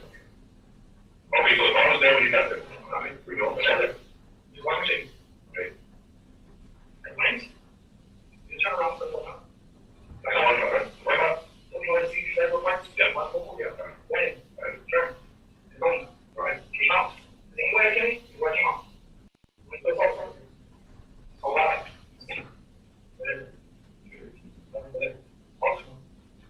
Hold on. Then, I'll see me. Let's see what happens. Hold it out. Put on the radio. Hold it out. Show up. Show up. Bring me something on. Ask no kind of questions. How are you doing? No, I'm not. It's not. It looks like it's putting from last night or whatever. That's fine. Listen, you get out, you go in, you turn into the park. You see the Mercedes there, right? If you put it there, were there any other agents in that area? Was Lana there in that area? The CBPs? Okay, but they were in the other area? They were one? The CBP was there? Right. No, CBP. At the same time, the Mercedes was there. When I went in, Mercedes? She was probably off the stage. I didn't know that. It's just a Mercedes. You can't just say, because it's one car. I was supposed to know it was somebody that I knew was from people. No, I'm not asking you that. This is what I'm saying before you start jumping. Did you see anyone in the car? I didn't see anyone. Yes, babe. Did you know to see the other car? You know, but you didn't know the thing last week. I just want to know. No, you know why? You know, the car was parked. It was like the car. I don't know what it was. I'm scanning. Car, Mercedes, park, CDs, whatever. But you didn't know that was going on about it. But I don't know CDs driver. I don't know what car. But the only thing you saw was CDs in that car. That's what I'm getting at. They may not be on the car, but you remember, is that car in a Mercedes? That's CDs, right? That's CDs. Right. Because I thought it was kind of like, the same way you guys found it. Yeah. Interesting. That's all I said. That's the way I said it. You know what family members? You know that I don't know. I never care. Okay. This kind of, do you know protective order against you from anybody? I don't know, anybody, a protective order, like restraining order, like has your wife ever filed a protective order against you for domestic violence and any of these girls? So I'm just saying, when we find your name out, you're going to come out here.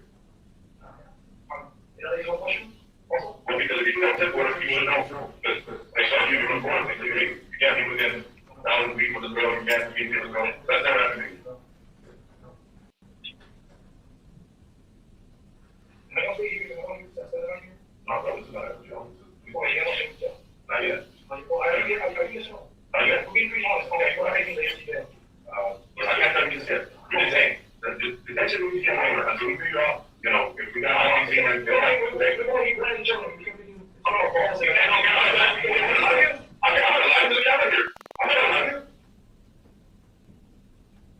got it? Okay.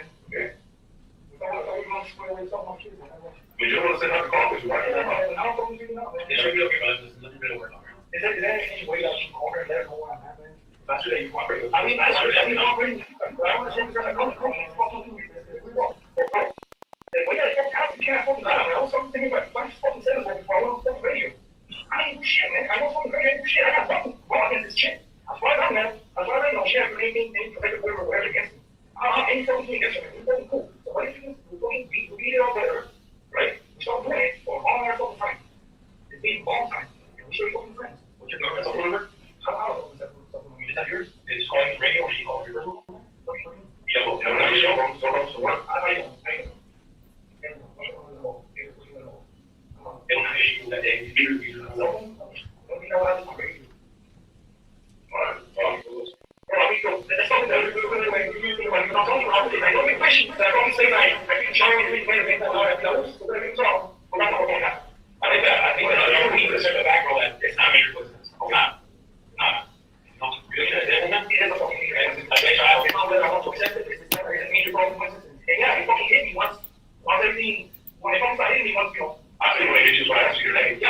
said that, I was like, shit, right? And you didn't tell me if you were billing.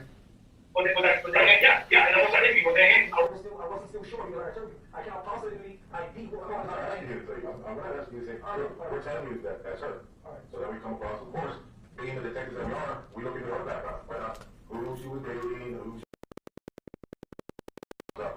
And guess what? You're right here at the scene with us. So come on, I was just saying about you. What do you think? It doesn't matter.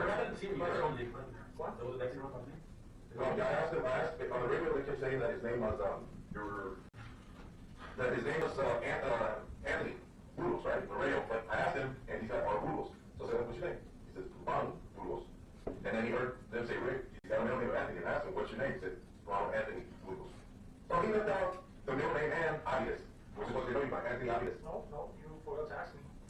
But you don't think you should be a professional that at least told me? If they ask me my full name, I ain't gonna chop it up and leave out 2 names. 2 last names. You're in here right now compared to your partners.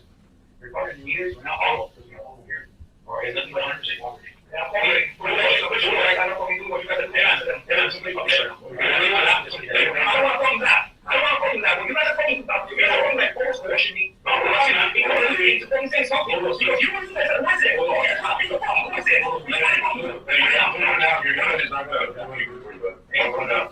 We have to disarm everybody here. Yeah, I know it's coming because I'm not supposed to do that. I know it's coming since you're fucking guys were playing around with it. So no, we're not going to that's explaining you and telling you right there. You know, I don't know all that. One of them is possibly your son. Okay, that was murder. That's possibly your son. You're glad. It's not it. One of those. That's possibly your son is dead. Your son is dead. A 1-year-old. That's it, man. 2 agencies, a city, a cruise over. You have a family, you have a wife, and you have people. You think that you worry about? You gotta run the road with time. You gotta start taking your honesty. It's probably wrong. You still have 2 to each other. You have 2 more sets with 8. You gotta get in front of them. It's gotta be a mystery for you. You gotta get all crazy. One time you know, don't mess with your wife, Amy. What is it? I gave you detailed step by step. What happened? You asked me if I know the person. These things. And I told you that I do. I'm not fucking hiding anything, man. Ask me, instead of trying to accuse me, tell me to think. Ask me what you want to know, and I'm telling you. I'm 25 years old, and if I saw an ex-girlfriend when I was in high school, get on the ground, I recognize her. I'd be like, okay, bro, it doesn't matter. Yes, it does, bro. It doesn't work that well. I was like, we are laying down, man, with freaking hair. Yeah, that's cool. That's not very well. The thing is, I'm trying to extract everything from you. Ask me. In my mind, you didn't tell me from the beginning, listen. You didn't tell me from the beginning that when you pulled in that parking lot, you saw my Mercedes. It took us 45 minutes for you to tell me that. Why? Did you ask me? You've seen the report. We asked you a detailed account of what happened. You're leaving things out. You're intentionally leaving things out. I'm not leaving things out. I'm fucking nervous, and I'm telling you to the best of my ability, but as we keep talking about this, pieces I'm coming in, and I'm a gruesome crime scene, and you're grabbing shoes, and you're grabbing strollers, and you're not being appropriate about your communications with 940. I was 940 used to bother about it. That's not your jurisdiction. That's a murder investigation. The same that I want to hear that Worker Show's fucking around with the crime scene. I agree with fucking your organization nationwide. All of Worker Show doesn't give a fuck. Hey, bro, come on. Hey, just follow. Hey, something. I did not do that, man. I was not being improper in the radio. Well, the moment I showed up, I saw a gruesome crime scene. You were there a long time before we showed up. Which means that you were not mentioned. You don't understand when it went down. It wasn't like I went over there and I saw, oh shit, let me call this in. As soon as I stopped and I saw a body laying on the floor, I got my hand now and I called it in as I went there. Alright? That's how I did it. How was I supposed to know it was a gruesome death with whatever, when I was like walking on my way there? I mean, at that time, I was freaking beating. You're being minute specific. But you know, generally speaking, you know what we're talking about. You know what's on the I mean, it's not what we're talking about. You're picking up the little tennis shoes. What are you doing with all that? You're not a detective. What are you doing with that? Murder, but and you intentionally did it. You don't fully identify yourself to me. I fully identify myself. No, you didn't.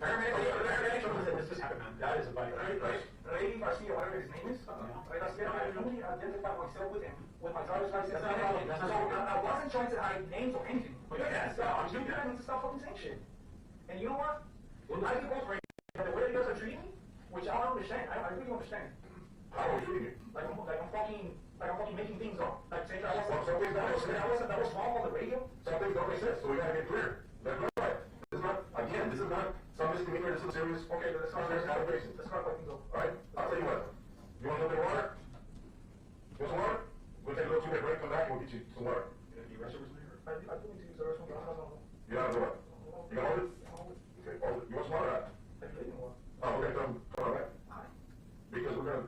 sit down and talk, put together some other things that we have. Back to this. How long you guys gonna keep me detained here? How will take me here? I can freaking call. I understand. We have enough evidence and probable cause to have you here. I've already explained to you the severity of the situation. See? Yeah, man, I listen. You sound swear. The detention, I'm trying to tell you, you're being detained. You can't do any work. We're gonna do something here, confer about some statements, and then we'll talk to you. Go to the document, I guess. Hey, no, seriously. I talked to my chick. Cool. Your wife? When we come back, we'll give you some. Come on, man. That's what they be telling me like that here. Okay. Hey, Solo, let me call her, man. You freaking call her, man. This is fucking. Call her. Yeah, I want to talk to you. I know you have to get me out of here. Open up to me now. Open up to me. It's not going to get any easier for you. I'm not like you the whole. I'm not like you. You know what I say when I say wait? I mean, that's not with me. I swear, I swear. I had somebody with me. Yeah, she told you that time. She told you that time. Bro, I know, but it was stupid. It was so time. About a year and a half. Yeah, it was a year and a half. I didn't believe it, man. I didn't believe it. I didn't believe it. Was she threatening to use her? She was to you. Was she saying, you're right? Bro, I got proof, man. She never did that. That's it, man. Never, it was never like that. This was never a, what do you call this thing? You wanna know this, your son? No, what do you call this thing? Chantaje. ¿Cómo se dice eso? Chantajeando. What is that? Chantaje, like, if I take your pen and I'm like, don't give me a watch, you can get back. Oh, yeah, well, like extortion? Yeah, it wasn't extortion, man. It was never like that. We were fucking cool. We were cool. We were fucking cool.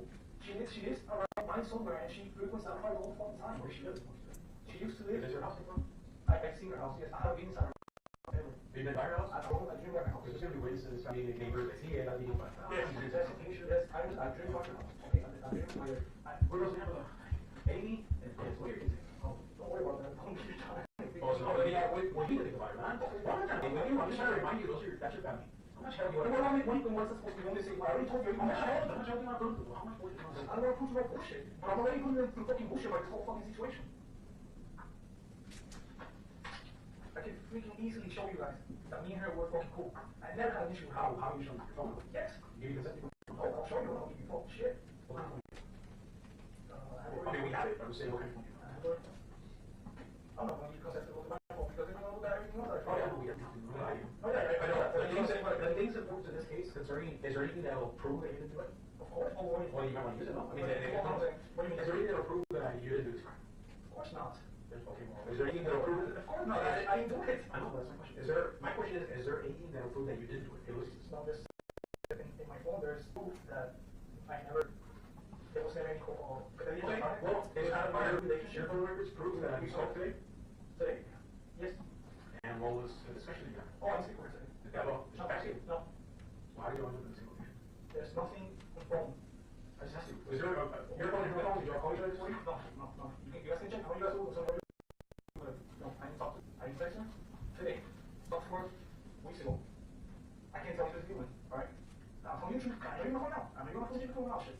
So yeah, I know. And then what do you want to do? What do you want to do when you find out that I didn't talk to her today? Are you gonna put me out? I'm telling you the truth. That's just one thing. You probably don't even apologize for it. That's one thing.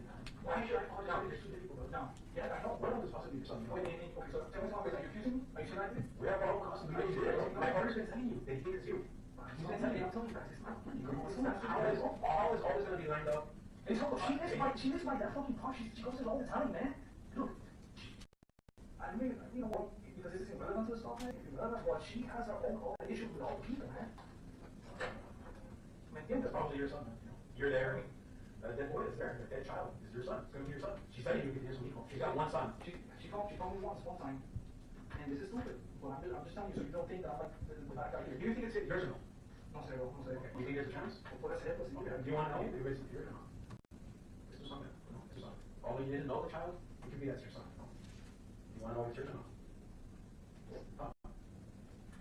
We're going to get into that. So, you want to run the DNA test? Check it out. See if it's real. It's all when it comes to that. I'm just saying that's the one child that you didn't know.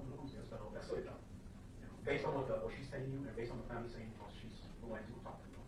So, I mean, based on this common sense, probability, I think at the end of this thing, two logos and Amy and your kids, man, you need to be thinking about that. You need to be thinking about that. How can you make the situation easier on them? Go. How can you do it easier for them? How's your wife going to say, oh my God? Because no matter what, man, from this day on, everybody's gonna look at me like if I did something, when I really fucking again, that's what's pissing me off, you know? Because, yeah, I did it. Did you get a restaurant? Did you do anything else? Obviously, made a video that's on TikTok. Yeah, sure, he's back.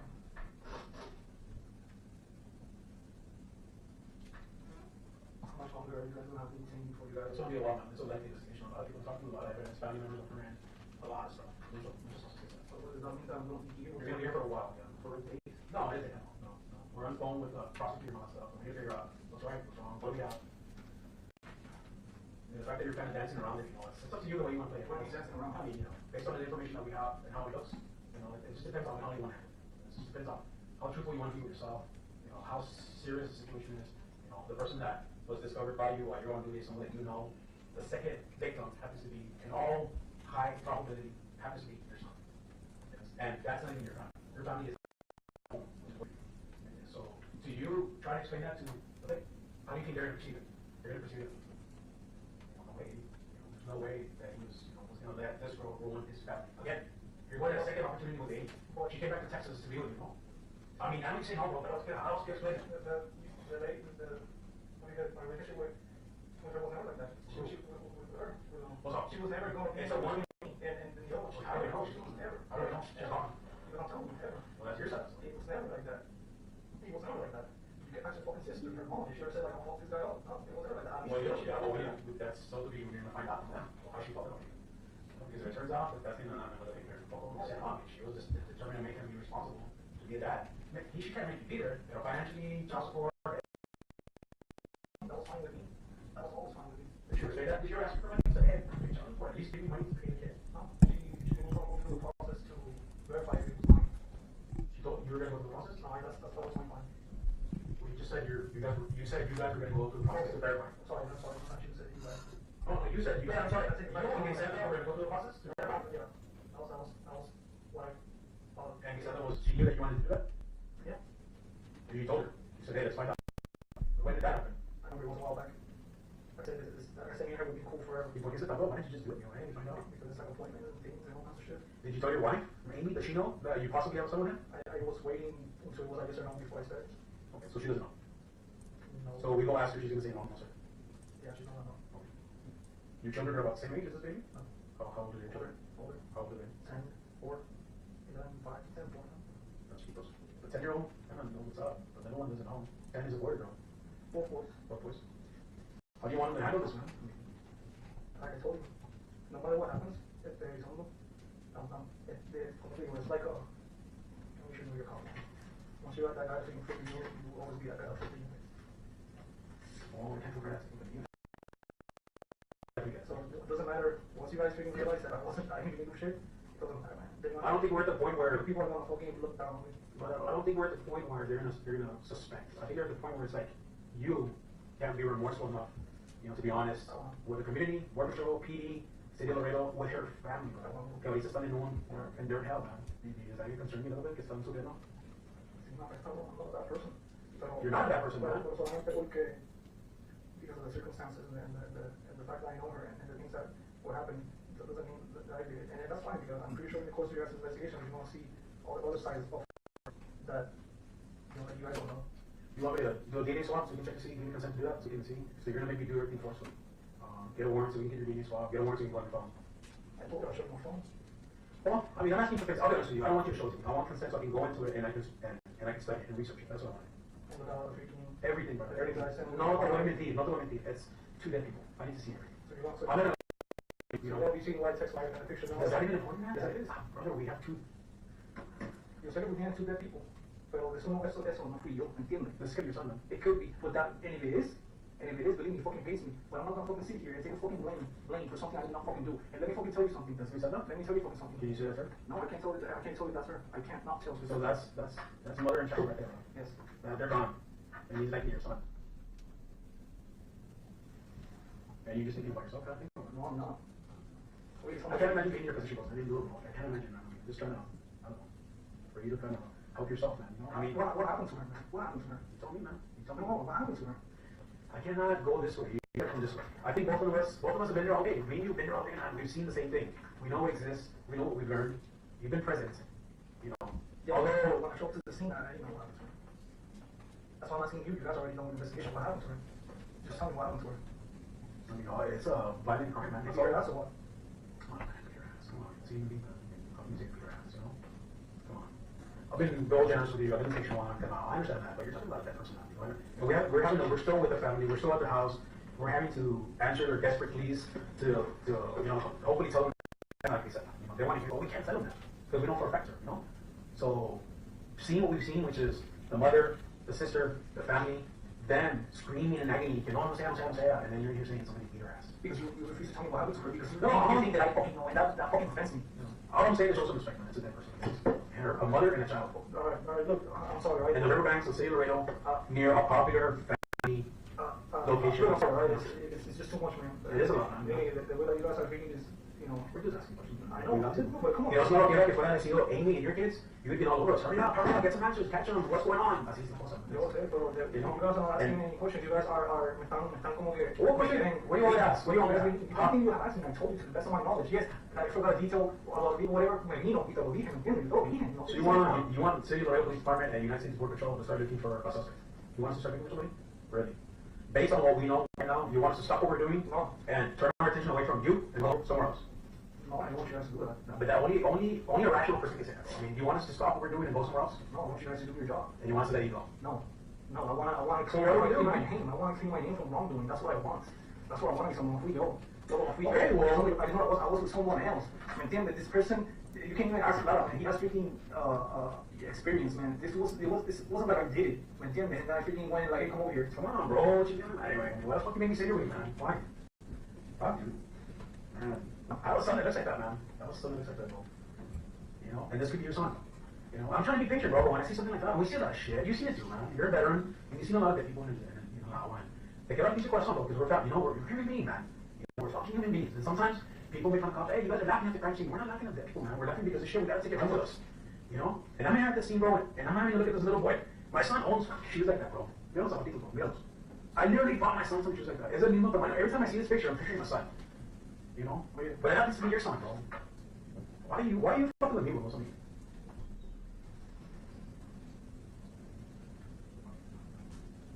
Pues entonces, iban a venir con ahí o you have to feel pissed. No, we can't be pissed, man. Why am I gonna be pissed at you? I don't need to be already know each other. Why can't I take it personally? Your partner is saying that he's like, I know you did it. I think whatever he said, right? He's straight up accusing me. That's his personal opinion, so I know for a fact that he don't like me. You've been very patient with me. You don't believe me either, so I know you don't like me either. That's not a lie, bro. I know you guys say I'm fucking guilty, and in a way I understand. Believe me, in a way I understand. But in another way, you gotta understand, like, I feel cornered, man. I feel cornered because I'm going to stop the video right here and give a short break to the jury, and we'll be right back. Congratulations.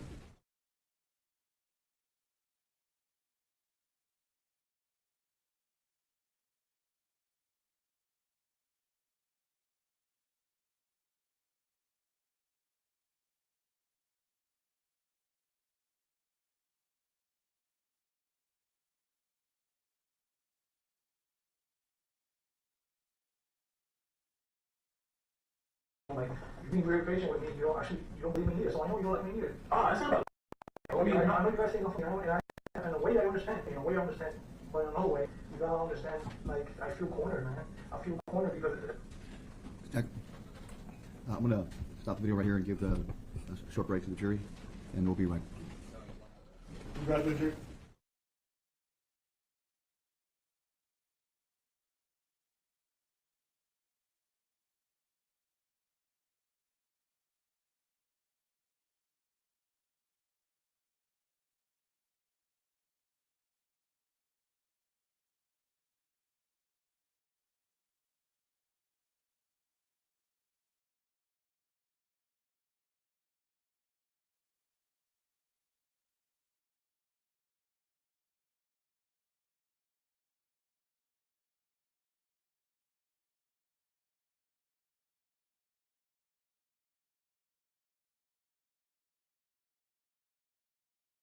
Any NDs? And what's your current occupation? I'm a medical doctor.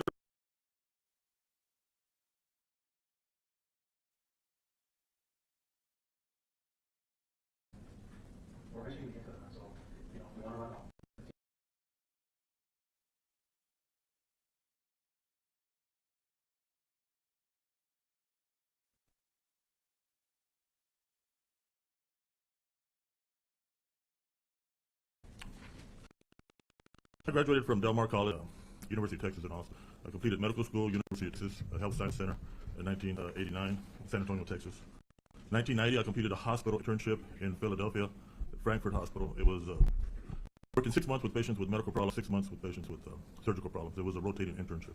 90 to 94, I completed a hospital pathology residency. That was at University of California. That was working in the hospital with other doctors there that are pathologists, examining samples come to the lab and doing autopsies on patients that die at the hospital. 94 to 95, I completed what's called a fellowship, forensic pathology fellowship. That was at the medical examiner office in Miami, Florida. 95 to 2002, I was employed as a medical examiner in Miami, Florida. 2002, became employed as a medical examiner in Dallas. And then in 2003, moved back to my hometown, Corpus Christi, and became the county medical examiner at that time. And I guess, can you explain to the court what is an autopsy? An autopsy is a laboratory procedure. It involves looking at the outside of the body for changes and injuries on the outside of the body. And then it involves making a incision on the top of the head area, exposing the cranial cavity.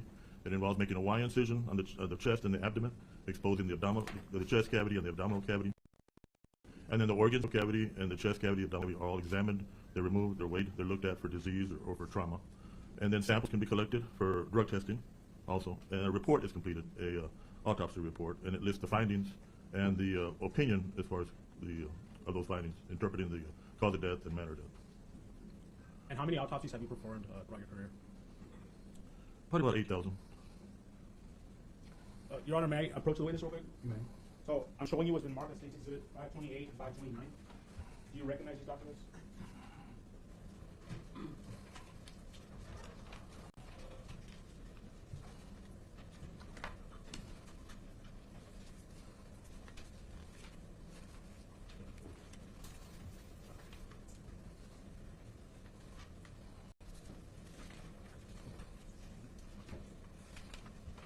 Yes, I do. Were these reports done in the normal course of business for the Nueces County Medical Examiner's Office? That's correct. And were they done near or at the time when you performed the autopsy? That's right. Does State's Exhibit 25 very accurately represent the autopsy conducted on Grizelda Hernandez on April 10th, 2018? 528 and 529? 528, correct. 528. Yes, this has the findings for that case. That's right. And then does State's Exhibit 529 fairly and accurately represent the autopsy performed on Dominic Alexander back on April 10th, 2018? That's correct. Your Honor, at this time, I'm tendering to defense for any objections. And I move to admit into evidence State's Exhibit 528 and 529. Any objections, Mr. Payne? No objections, Your Honor. To either one, is that correct? All right, they are admitted. Now, Dr. Fernandez, you mentioned you work in Nueces County. Is there a reason why you were asked to conduct an examination of these two individuals that were found? Yes, Nueces County, several times they'll help out some adjacent counties, surrounding counties. And if they've had an agreement in the past where Webb County was short on staff, they would send some of the cases to Nueces County and they would handle them.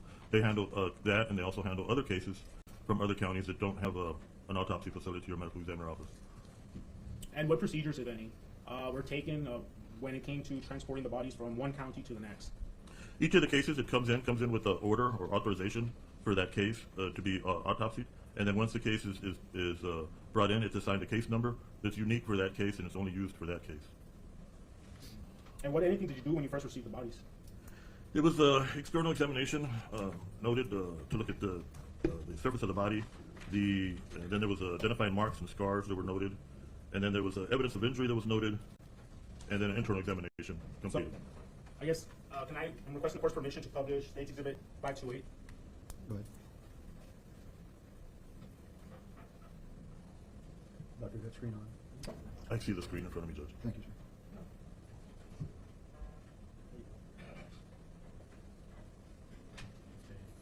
So, is this the autopsy report that you performed for Grizelda Hernandez? When was it conducted? This was April 10th, 2018. Okay. What findings did you make as far as upon first receiving the body? I made a note there. It was multiple sharp injuries, approximately 27 stab wound type injuries. The stab wound injuries are the ones where the wound depth is generally deeper than what the wound is on the surface. That's what the classification is for the stab wound. It's a sharp force injury. Were there any other types of injuries other than stab wounds? Incised wounds, or you might call them a slash type wound, where they're longer along the surface than the depth of the wound is. So let me ask you this. You said she had approximately 27 stab wounds. Can you tell us where and how many stab wounds she had on the specific parts on her body? Yes, I can, referring back to my autopsy. I had noted 7 stab wounds, cluster of 7 at the back of the neck. I had noted 3 stab wounds at the back left side of the head, 3 stab wounds at the back of the left shoulder, 3 stab wounds at the back of the left upper arm, and 1 to the left upper back, 1 stab wound to the right collarbone area, and 1 stab wound to the left collarbone area. 3 stab wounds about the front of the neck and including the sides of the neck, the left and right sides. A stab wound at the top of the left shoulder, a stab wound at the left upper arm, a stab wound at the left forearm, an incise wound at the left side of the face, 2 stab wounds at the back of the left hand, an incise wound at the left wrist that also had the underlying left wrist was fractured, a stab wound at the right cheek of the face, a stab wound at the left corner of the mouth, an incise wound that went parallel along where the earlobe is. Now, what other findings, other than these wounds, what other findings did you make on Grizelda Hernandez? Pallor, P-A-L-L-O-R, of the internal organs. The internal organs were pale. And what causes this? That's one of the findings you'll see when there's been blood loss, the organs turn pale. Were there any other findings that you found? Yes, in sir. the body? Yes, and there's an area on the surface of the brain that we call the subarachnoid, S-U-B-A-R-A-C-H-N-O-I-D. That's on the surface of the brain. And scattered areas on the surface of the brain had hemorrhage, H-E-M-O-R-R-H-A-G-E, bleeding on the surface of the brain in different areas. And how could this occur? The bleeding on the brain is from blunt trauma. It's from impact, the head impacting an object or surface, or some object or surface impacting the head. This contributed to death? Yes, that would be contributing to the death. And so what did you determine to be the cause of death for Grizelda Hernandez? The cause of death was multiple sharp force injuries. Can the 27 stab wounds be described as such? The approximately 27 stab wounds, can they be described as such? Yes, the stab wounds are sharp force injuries. Did you do an external examination of Grizelda Hernandez? It's on page 2. Yes. Right here? Yes. Okay. And did you document your observations after doing an external examination? Yes, they were noted in the report. And in regards to an external examination, what evidence of injury did you observe? That was started to list on page 2 at the bottom. That's where the section evidence of injury began. And I had, at that area, I noted that the back of the left forearm had a 1/4 inch red area. The mid back of the left forearm, the part of it had a 1/2 inch area where the surface had been had an excoriation, E-X-C-O-R-I-T-I-O-N, a scratch along the surface. And then above this was another 3/4 inch excoriation or scratch. So can you explain to the jury how the surface could have received this hemorrhage? That would be that part of the body having blood trauma impact against the surface, or something, or an object impacting against that part of the body. So would it be similar to the right side? Because I believe I asked you the left. How about the right cerebral surface? Yes, that's the surface of the left could impact against something, or the more toward the right can also impact towards something. And what type of object can cause that type of trauma? What type of Object can cause that type of trauma to the head? Oh, that's blunt force. It's not a sharp object, because it's a blunt object hitting that part of the head. Okay, and did you do an internal examination of Grizelda? Yes, there's an internal examination that was noted. That's correct. That's on page 4. Right here? Yes, it starts there. And so you went ahead and you documented your observations, right? Yes, sir. And what did you observe in regards to your internal examination? The internal organs, those were the organs consistent with the 4-year-old female. Those organs, aside from the trauma, they didn't have any evidence of tumors or disease. And was a radiographic examination performed of Grizelda? Yes, that's right. And can you explain to us what a radiographic examination is? That's a radiograph. Those are X-rays that are done. They're standard X-rays that are done anytime someone's been shot, looking for metal bullets, projectiles. Anytime someone has sharp force injuries, looking for portions of a knife or a sharp object that may be broken off in the body, they show up on X-ray. They can also help to identify fractures, and this one identified a fracture at the left wrist. So you just testified that it revealed a fracture of the left wrist, is that right? That's true. Is her left wrist being fractured consistent with anything? That would be consistent with the defense type of injury. Someone blocking an attack with that part of the body can end up having that area fractured. And as part of your autopsy, was a toxicology test performed? Yes, sir. Did you perform that test? Yeah, it was done by a DPS accredited lab called National Medical Services, and they did testing. Okay. And was this done under your direction? Yes, sir. Okay. And was there anything that would have alarmed you, alerted you? They test for drugs, alcohol, drugs, abuse, and the testing was non-detected. Nothing was detected. That's correct. Okay. And did you sign off as the medical examiner who performed this autopsy of Grizelda? Yes, that's my name on the report. Let me ask you this. What was the fatal blow to Grizelda Hernandez? The injuries that happened at the neck, at the left side of the neck, right side of the neck, those stab wounds, they cut through the skin, the underlying soft tissue, cut the blood vessels in that area, on the left and right side. It's a vein in that area and a carotid artery in that area, and both of them were cut, transected on both sides. So every time the heart would beat, there would be blood coming from those wounds. What can you say that term? That Transected. Can you? What is that? That's where you cut it and it's in two, or essentially two parts. You under witness? So I'm going to show you what's been marked. It's pre-admitted, but I just want to show you. And there's several exhibits for the record. 413 through 415, 419, 421 through 425, 427 through 430, 432, 434 through 438, 440, 441, 443, and 444. Do you recognize it after you stop moving?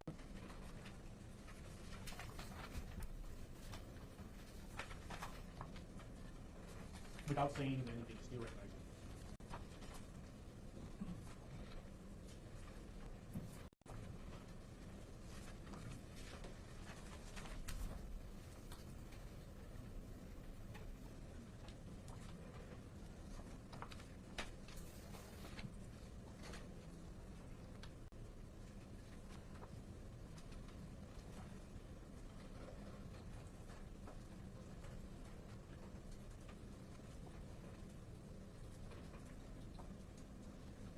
Yes. And Your Honor, just to give a fair warning to the members of the family and media, some of these that I'm going to request to publish are graphic in nature. So, okay, good to go. So I'm publishing what's been marked as State's Exhibit 413. They've been admitted, is that correct? That's correct, Your Honor. They've been pre-admitted.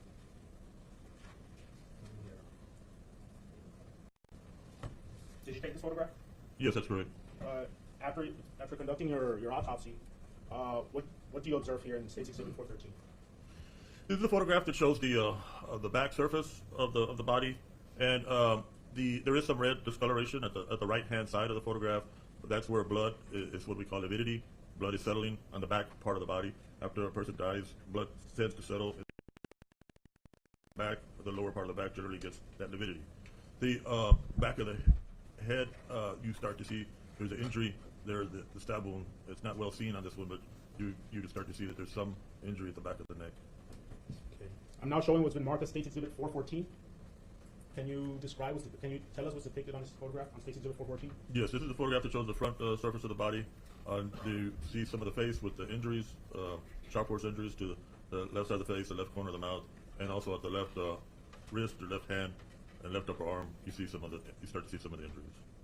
And is that how the body came to you initially when you first received it at your office? It was with the clothing. Just exactly like that. And had clothing. Okay. I'm now showing you State's Exhibit 415. Can you tell us, after doing your autopsy, what you observed in this photograph? This is a photograph that shows the front of the left wrist and left hand. The front of the left wrist area has a elongated wound at it's what we call an inside at the wrist, and underneath there, that's the area where the wrist is fractured. In that area, underneath that inside wound. Right here? Yes, sir. And then the palm of the hand, near the thumb area, in that area, there's a stab wound there that is coming out on the palm surface of the hand, but it connects with the stab wound on the back of the hand. In other words, it's a continuous injury from on the back side to the front side. It's perforating through that part of the hand. So what you're trying to say is it went completely through the hand? Went in and out. That's right. I'm showing you State's Exhibit 419 now. Yes, these are photographs. This photograph shows the back of the hand with a stab wound at the back of the left wrist, and then another one at the base of the thumb on the left hand. Okay. I'm going to show State's Exhibit 421. Can you tell us what this is? This is a photograph that has the clothing that had been on the decedent, and it has been removed, and it's photographed with the case number there. This is the clothing that Grizelda Hernandez was wearing when she was first brought to your office. That's right. Okay. Well, let me show you State's Exhibit 422. Before I ask you to tell us what you observed, is that how she first came to your office? That's correct. Okay, and what can you tell us about State's Exhibit 422? What do you observe here? This photograph shows the back of the body. The back surface of the body is the clothing that she has on has some what looks like vegetation on it, and then also there's the red discoloration. It's soiled with blood. The clothing that she had on. What do you mean soiled by blood? The clothing? What do you mean by that? I mean the wounds that she had on her body were bleeding. The heart pumps. The wounds bleed, and they soiled the clothing.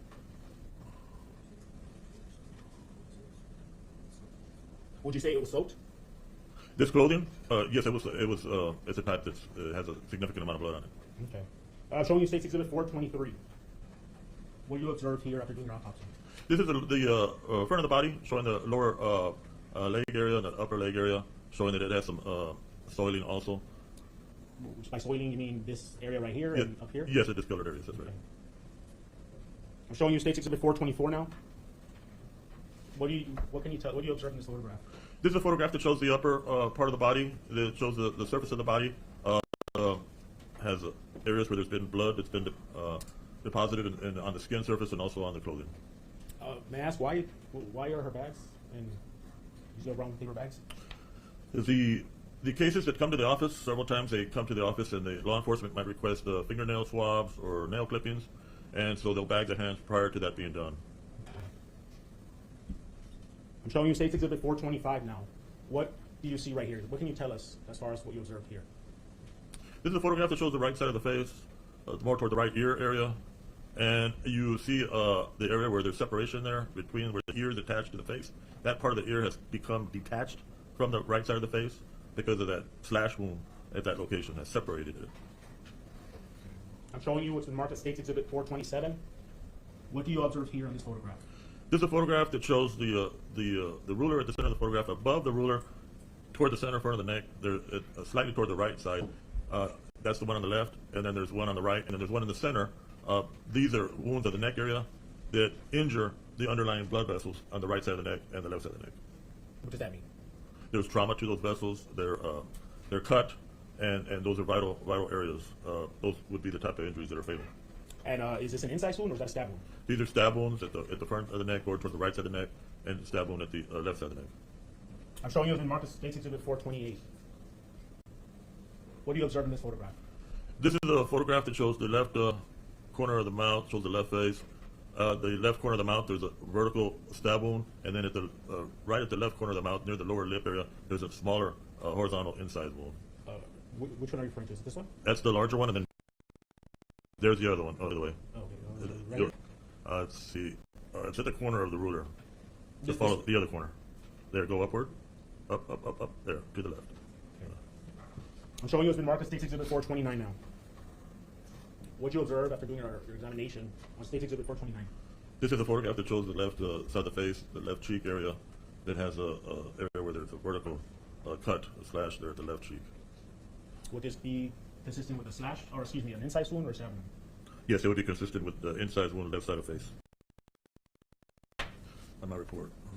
And I'm showing you what's been marked as State's Exhibit 450. What can you tell us that you can observe in this photograph? This is a wound that's also the left the neck area and the upper collarbone area above the ruler, and the wounds that are stab wounds going into those sides of the body. I'm showing you State's Exhibit 432. What can you observe on this photograph? This is a photograph that shows more of the left upper shoulder, and it shows a stab wound above where the ruler is, and then at the top of the shoulder, another stab wound. And on State's Exhibit 434, what do you observe? This is a photograph that shows the upper back, mainly the back of the left shoulder, the back upper back area, and it shows a cluster of several wounds close together at that area. And what does that signify? Like in your professional experience, you've done this a lot. What do these types of injuries tell you? The injuries with them being clustered close together would be consistent with them happening one right after the other, repeatedly stabbing into that area. Now I'm showing you State's Exhibit 435. What location of her body is on this exhibit? This is a photograph that shows the upper back of the neck, the baseline of the hair. The hair has been shaved off the back, lower back of the head, so the wounds can be seen, and there's a cluster of wounds at the upper back. And what does that tell you? That those little clusters right there in the back of the neck? That would be consistent with those happening rapidly one after the other into that area. Would these type of injuries contribute to a death? Would have contributed to a death? Yes, these are contributing to the death. And then I'm showing you State's Exhibit 436. What do you see on State's Exhibit 436? You can tell us. This is the photograph after the actual the hair on the scalp, behind and above the left ear, behind the left ear and the upper back of the neck. The hair's been shaved, and the stab wounds, the cluster of these several stab wounds, can be seen. Can you count how many of these wounds in these little clusters that you can tell us? On the photograph here, you see at least 6. 3 of them above the ruler, and then another 3 behind the ear. Tell me so. That would be 1, 2, and 3, and then 1, 2, 3 here. Total of 6. And how about these right here? That's more toward the back of the neck. Okay, so 6 in this particular area right here. Yes, back of sir. her head. How about this one? What is that, an incise wound or stab wound? That was one of the ones that we looked at earlier on the left collarbone. Collarbone? Coming Okay. down there, yes, sir. I'm showing you State's Exhibit 437 now. What can you tell us that you observed on State's Exhibit 437? This is a photograph that shows the right side of the neck, the right side of the jaw, and the right ear. It shows the cut at the right jaw that you're pointing to, one above the ruler, and then the one we saw in front of the ear. Would these be classified as incise wounds? The 2 here would be the stab wounds, and then the one in front of the ear would be the incise wound. Okay, so stab wound, incise wound. Yeah, the one in front of the ear, going up and down in front of the ear. And these 2 in front of the one in front of the ruler and the right jaw, they would be stab wounds. Okay. I'm showing you State's Exhibit 438. Can you tell us what you observed in this photograph after doing your examination? Yes, this is a photograph showing the back of the left shoulder, the back of the left upper arm, and it's showing the cluster of about 6 stab wounds at that location. And in this little cluster, can you count how many wounds she has, incise or stab wounds? So This is 1, 2, 3. That one is the 4th one, and 5 and 6 right here. And then you have a 7th one over there. There's one actually on front of the shoulder, back the other way, toward the bottom of the photograph. Very, very bottom. Would you have permission just to point it out for us, Your Honor? Would that be fine? Oh, this one. Yes, sir. I'm You found sorry. it. You found it. So I need more light up there. So 1, 2, 3, 4, 5, 6. 7. And this may have seen on another photograph. Okay. So just from here to here, we counted. I'd say 7. I'm showing you was in Marcus State's Exhibit 440. Yes, this is a photograph that shows the wound you saw earlier on the right cheek, the one on the right neck, and then now there's one at the right, above the right collarbone, where the ruler is. State's Exhibit 441. This is a closer up photograph of the wounds behind the left ear, showing the ruler, right above the ruler is the stab wound. This one. Yes, sir. It has a flattened edge toward the left and a pointed edge toward where your pen is. That would be the flat edge, and that would be the sharp edge. State's Exhibit 443. This is a stab wound that's through the right arm, and at the front of the right forearm, it continues, and it actually comes out there, pointed in there. It comes in where you're pointing, and then comes out, the tip of it comes out. So this was in and out wound of the arm. So whatever caused this injury went all the way through. Went all the way, that's right, it continued through. And finally, State's Exhibit 444. What can you tell us that you observed here? This is a photograph where you can see both the wounds now, the one side and the other side, where it went through and through, in and out. So this is a better angle of the previous exhibit that I showed you, where it goes from one side into the other, out the other? This one shows both of the wounds. So it's one object coming through and then exiting the other side. That's correct.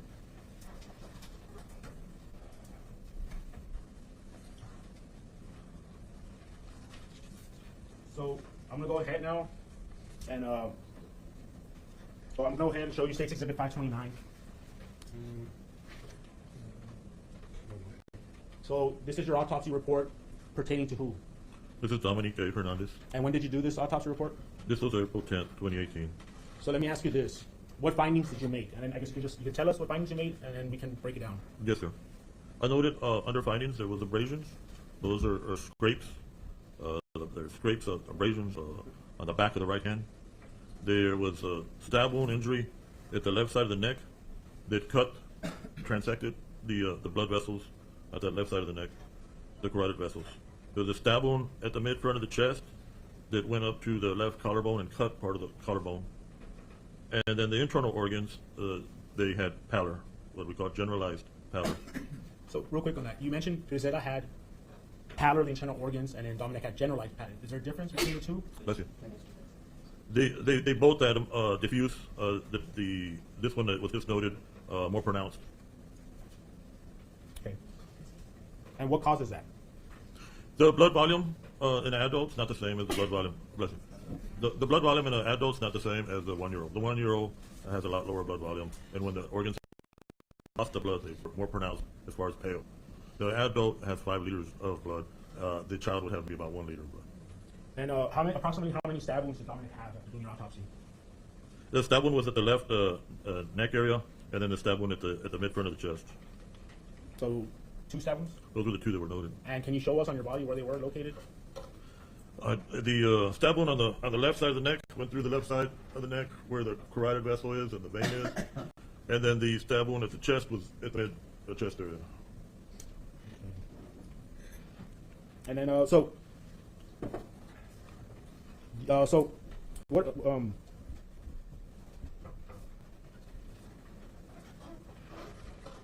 what does underlying transaction of left carotid vessels? I hope I said that right. Carotid vessels. Yes, sir.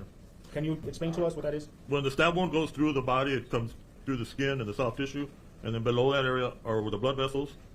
The underlying blood vessel, what's below there, is transected, which cut in two on the left carotid vessels. There's an artery and a vein there, and cut through the artery and vein.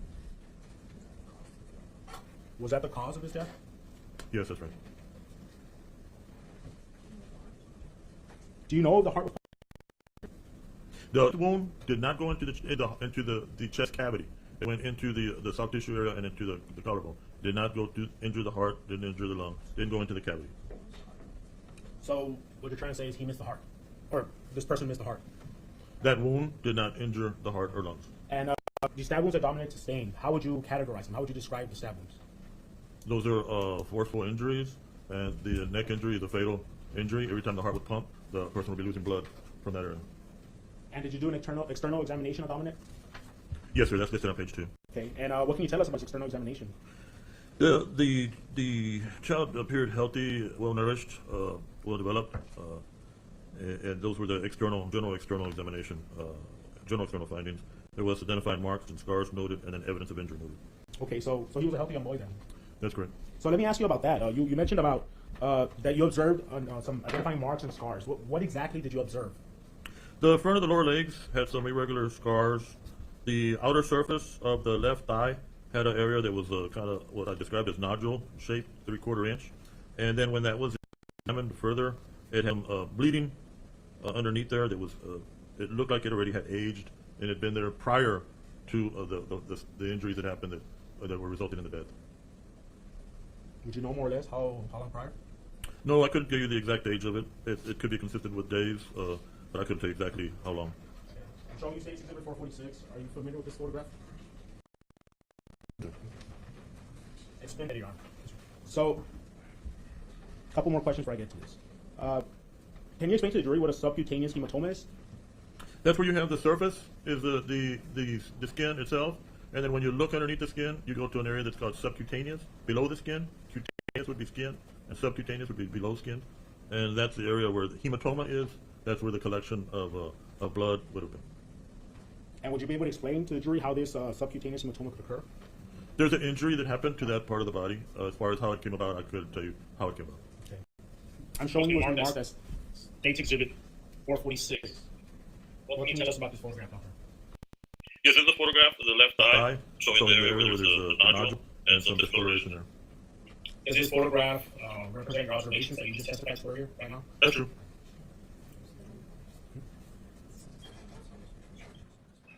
Did you receive any special instructions as to further examining this particular area on that's depicted here in the photograph? No.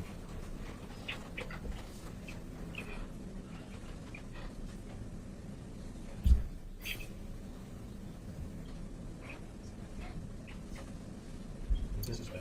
Okay. Approximately how deep was Dominic's chest wound? The chest wound that I have to refer back to my report. See what I had noted. That depth was about an inch.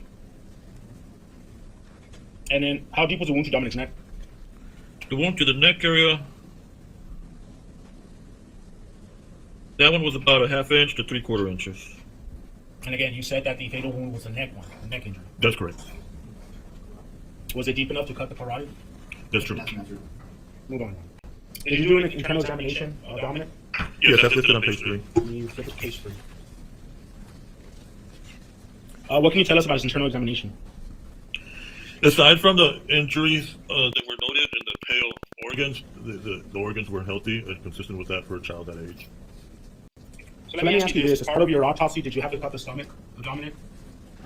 Part of the examination is involved looking at the gastrointestinal tract and opening the stomach. That is true. And you did that. Yes, that's right. What did you find within his stomach? The stomach was not empty. It had about 10 cc's, 10 mils of a meal that had been masticated and chewed, and it was tan colored. Could that be consistent with chicken nuggets? It's possible. And how long had he last eaten before? How long had it been since he had last eaten? The stomach may take about an hour to empty solids, so it may have been within an hour or 2 hours that the child had eaten, because there was still solid material there. That's in general. Okay. And was a toxicology test requested? Yes, sir. Did you perform it? This was collected and done by the same lab, National Medical Services. It was done under your direction? That's right. Anything alarming? Anything that They caught attention? tested for alcohol, the drugs that were used, and it was non-detected. And did you sign off on this medical reports when you performed the Dominic? Yes, that's my signature. Right here? Yes. Okay. Do they test for any foreign substances or poisons when the toxicology exam is requested? The routine testing is what they did. Routine testing include methamphetamine, breakdown products of amphetamine, heroin, breakdown products of heroin, fentanyl, cocaine, alcohol, marijuana, all of those types of drugs. They don't do testing for exotic drugs unless there's an exotic drug request for it. And there was no request for testing of foreign substance or poison? No, this was routine testing. Okay. And so again, I think when you first get the bodies, what's the first thing you do? Do you photograph the bodies? During the time that the body is, the external examination is done, there's photographs taken. During after the incision is made on the body and the organs are examined, if there's other injuries internally, some of those can also be photographed, and then X-rays can also be taken. So I'm approaching and I'm showing you certain. So what's been marked as State's Exhibit 447, they've been pre-edited, Your Honor. 448, 454, 449, 450, 451, 452, 453, 455. Do you recognize them?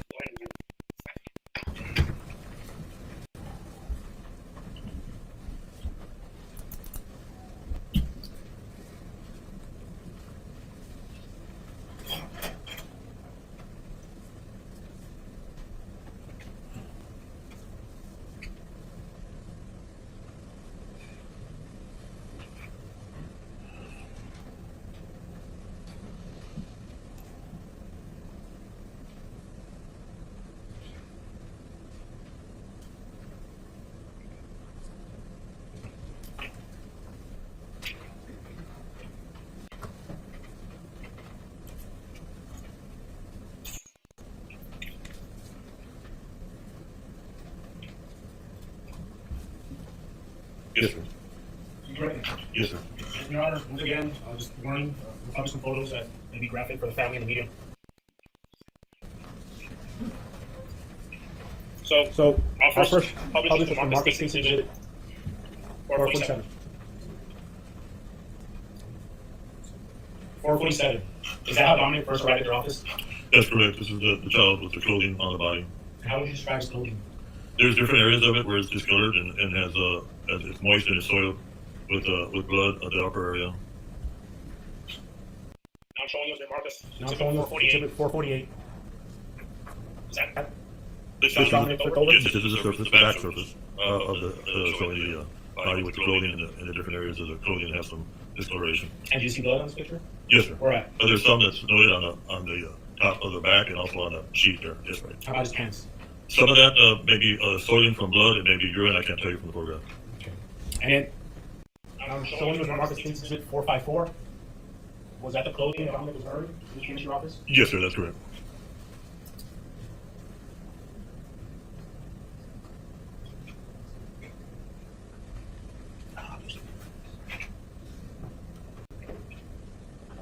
So I'm gonna zoom in, doctor. Do you see any incision or any cut or tear on the shirt that Dominic was wearing when he came in? Usually they have an arrow pointing to it. I'm not. It's hard to tell because of the soiling and there's blood there. I don't recall whether there was a defect there or not. When you mean by arrow, that means if you had put an arrow there, there would have been. To highlight it. That's Okay, right. but since there's none on this photograph, what does that mean? That means I probably didn't see one there.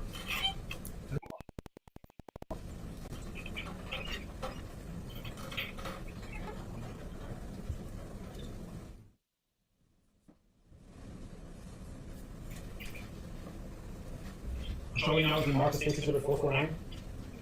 Zoom out. What can you tell us that's depicted on this photograph? This is a photograph that shows the back, surface of the body after the clothing has been removed. No injuries on this part, right? Yeah, it is intact. Okay. Now I'm showing you the mark of Case Exhibit 450. What do you observe in this exhibit? This is a photograph that shows the front of the body after the clothing's been removed, and you start to see at the very upper chest, the area where there's a stab wound. Yes, and then above that, another area where there's another stab wound at the neck. And I said earlier that this was a fatal blow. That's correct. I'm gonna show a more close-up photo now. Snake Exhibit 451. Can you describe this photograph for us? What you observe? Yes, this is a photograph that shows the upper part of the body. At the mid part of the photograph, just above the ruler, that's where the horizontal wound is. It's a stab wound.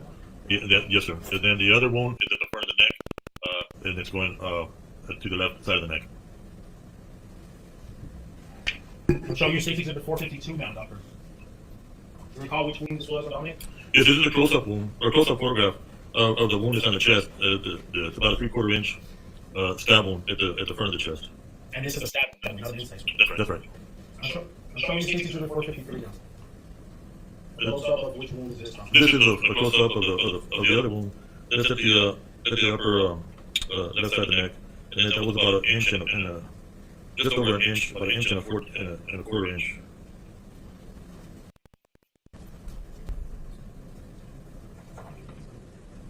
And so somebody with this type of injury, would they die immediately or would it take time for them to die? This is not a instant death. This is a rapid death. Every time that heart beats, there's blood loss from that major blood vessel. So within about 5 minutes, the child would be in shock, and then probably within 10 minutes at the most, the child would be dead by then. It's rapid, but it's not instant. And finally, I'm showing you the mark of Snake Exhibit 455. Are those your abrasions in the back of the hand that you referred to earlier? Yes, sir. There's areas where the surface has been scraped, what we call abrasions, at that part of the body. And are these fresh wounds or? They're recent because of the red discoloration of them. They couldn't tell you the exact time of day they happened, but they're recent. They're fresh. Fresh, that's correct. And then.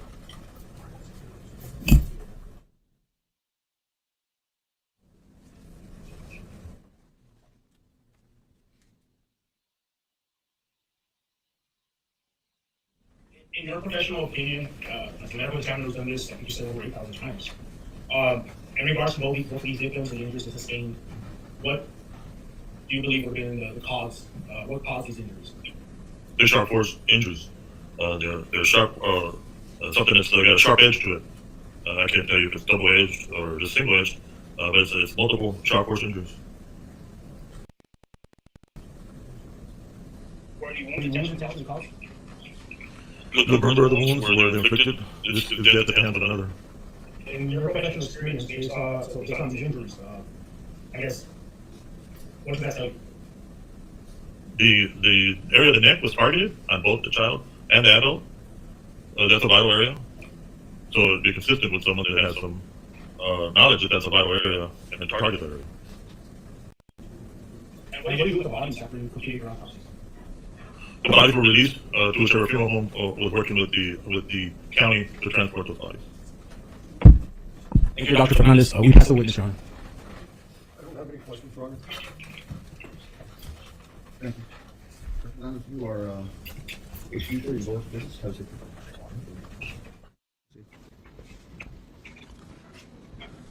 Subject to the recalling of Detective Reyes, I believe, for Wednesday, right?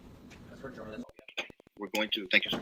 We're going to call it a day today after that. Remember that as you go through this, what is it going to be? 4 days? 5 days? Okay. Saturday, Sunday, Monday, Tuesday, we'll be back Monday. The case has not been given to you to deliberate on amongst yourselves, this body, or with anybody else. And there has been lots of media coverage on this case. There will probably be people that you know that may talk to you about this case, or may even be people that you know that you're on this jury. Do not talk to them about this case. Do not allow them to tell you anything about this case. Please tell them to stop if they begin to. Or if for some reason they can't, then you need to have them removed from the area, or you remove yourself from the area. It's not time to do any of that. I've given strict instructions, and we have to follow them. Otherwise, all of our time will have been wasted. Remember the instructions I've given you, please. Very well. Have a great weekend, and we'll see you on Wednesday morning to begin again at 8:45. Thank you.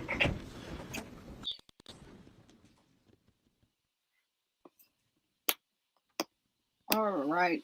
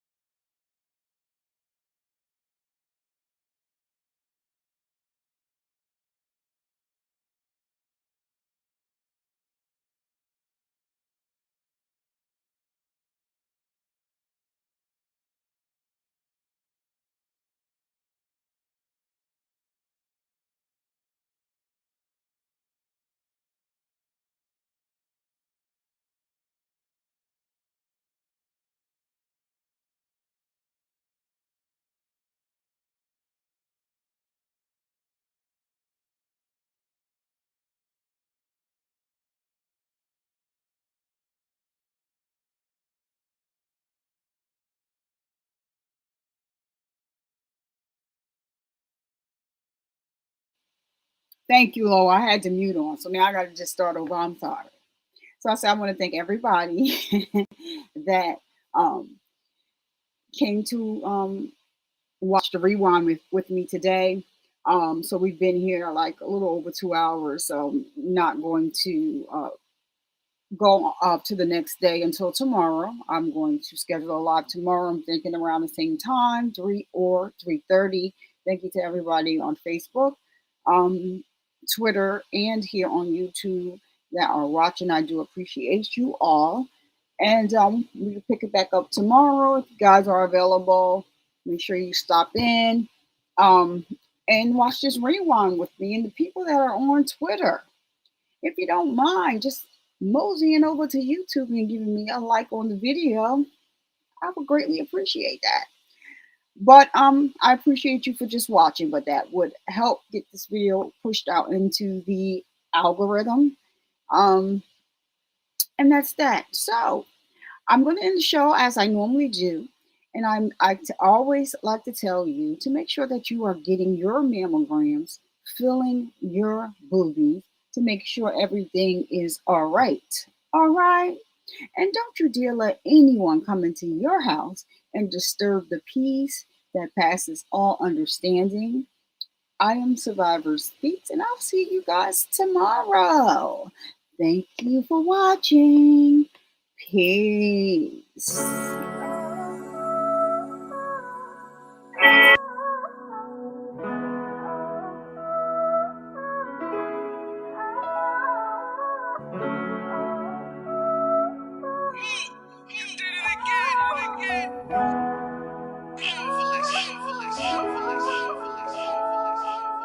Full cycle, I just might though just like a Michael. Mama gone now, I'm thinking death is now we entitled. And it was me versus me, them battles had to fight through. And when you way in the dark, them demons try to fight you. But you can't let them when you gotta see the damn light. Diabetes came from nowhere, messed up whole life. That's what I used to think, my mama helped me out. I got one there in the sky to make proud, don't count me out. Let's get it started, rest in peace my mama, I don't wanna talk. Fresh fit, who that little nigga, fresh the way he walk. New drip, I'm that one dude creating all the sauce. News flip, you that one do the worker, not a boss. It's safe to say that after all this, I'm standing tall. It's safe to say that after all this, I'm still gon' ball. It's safe to say that after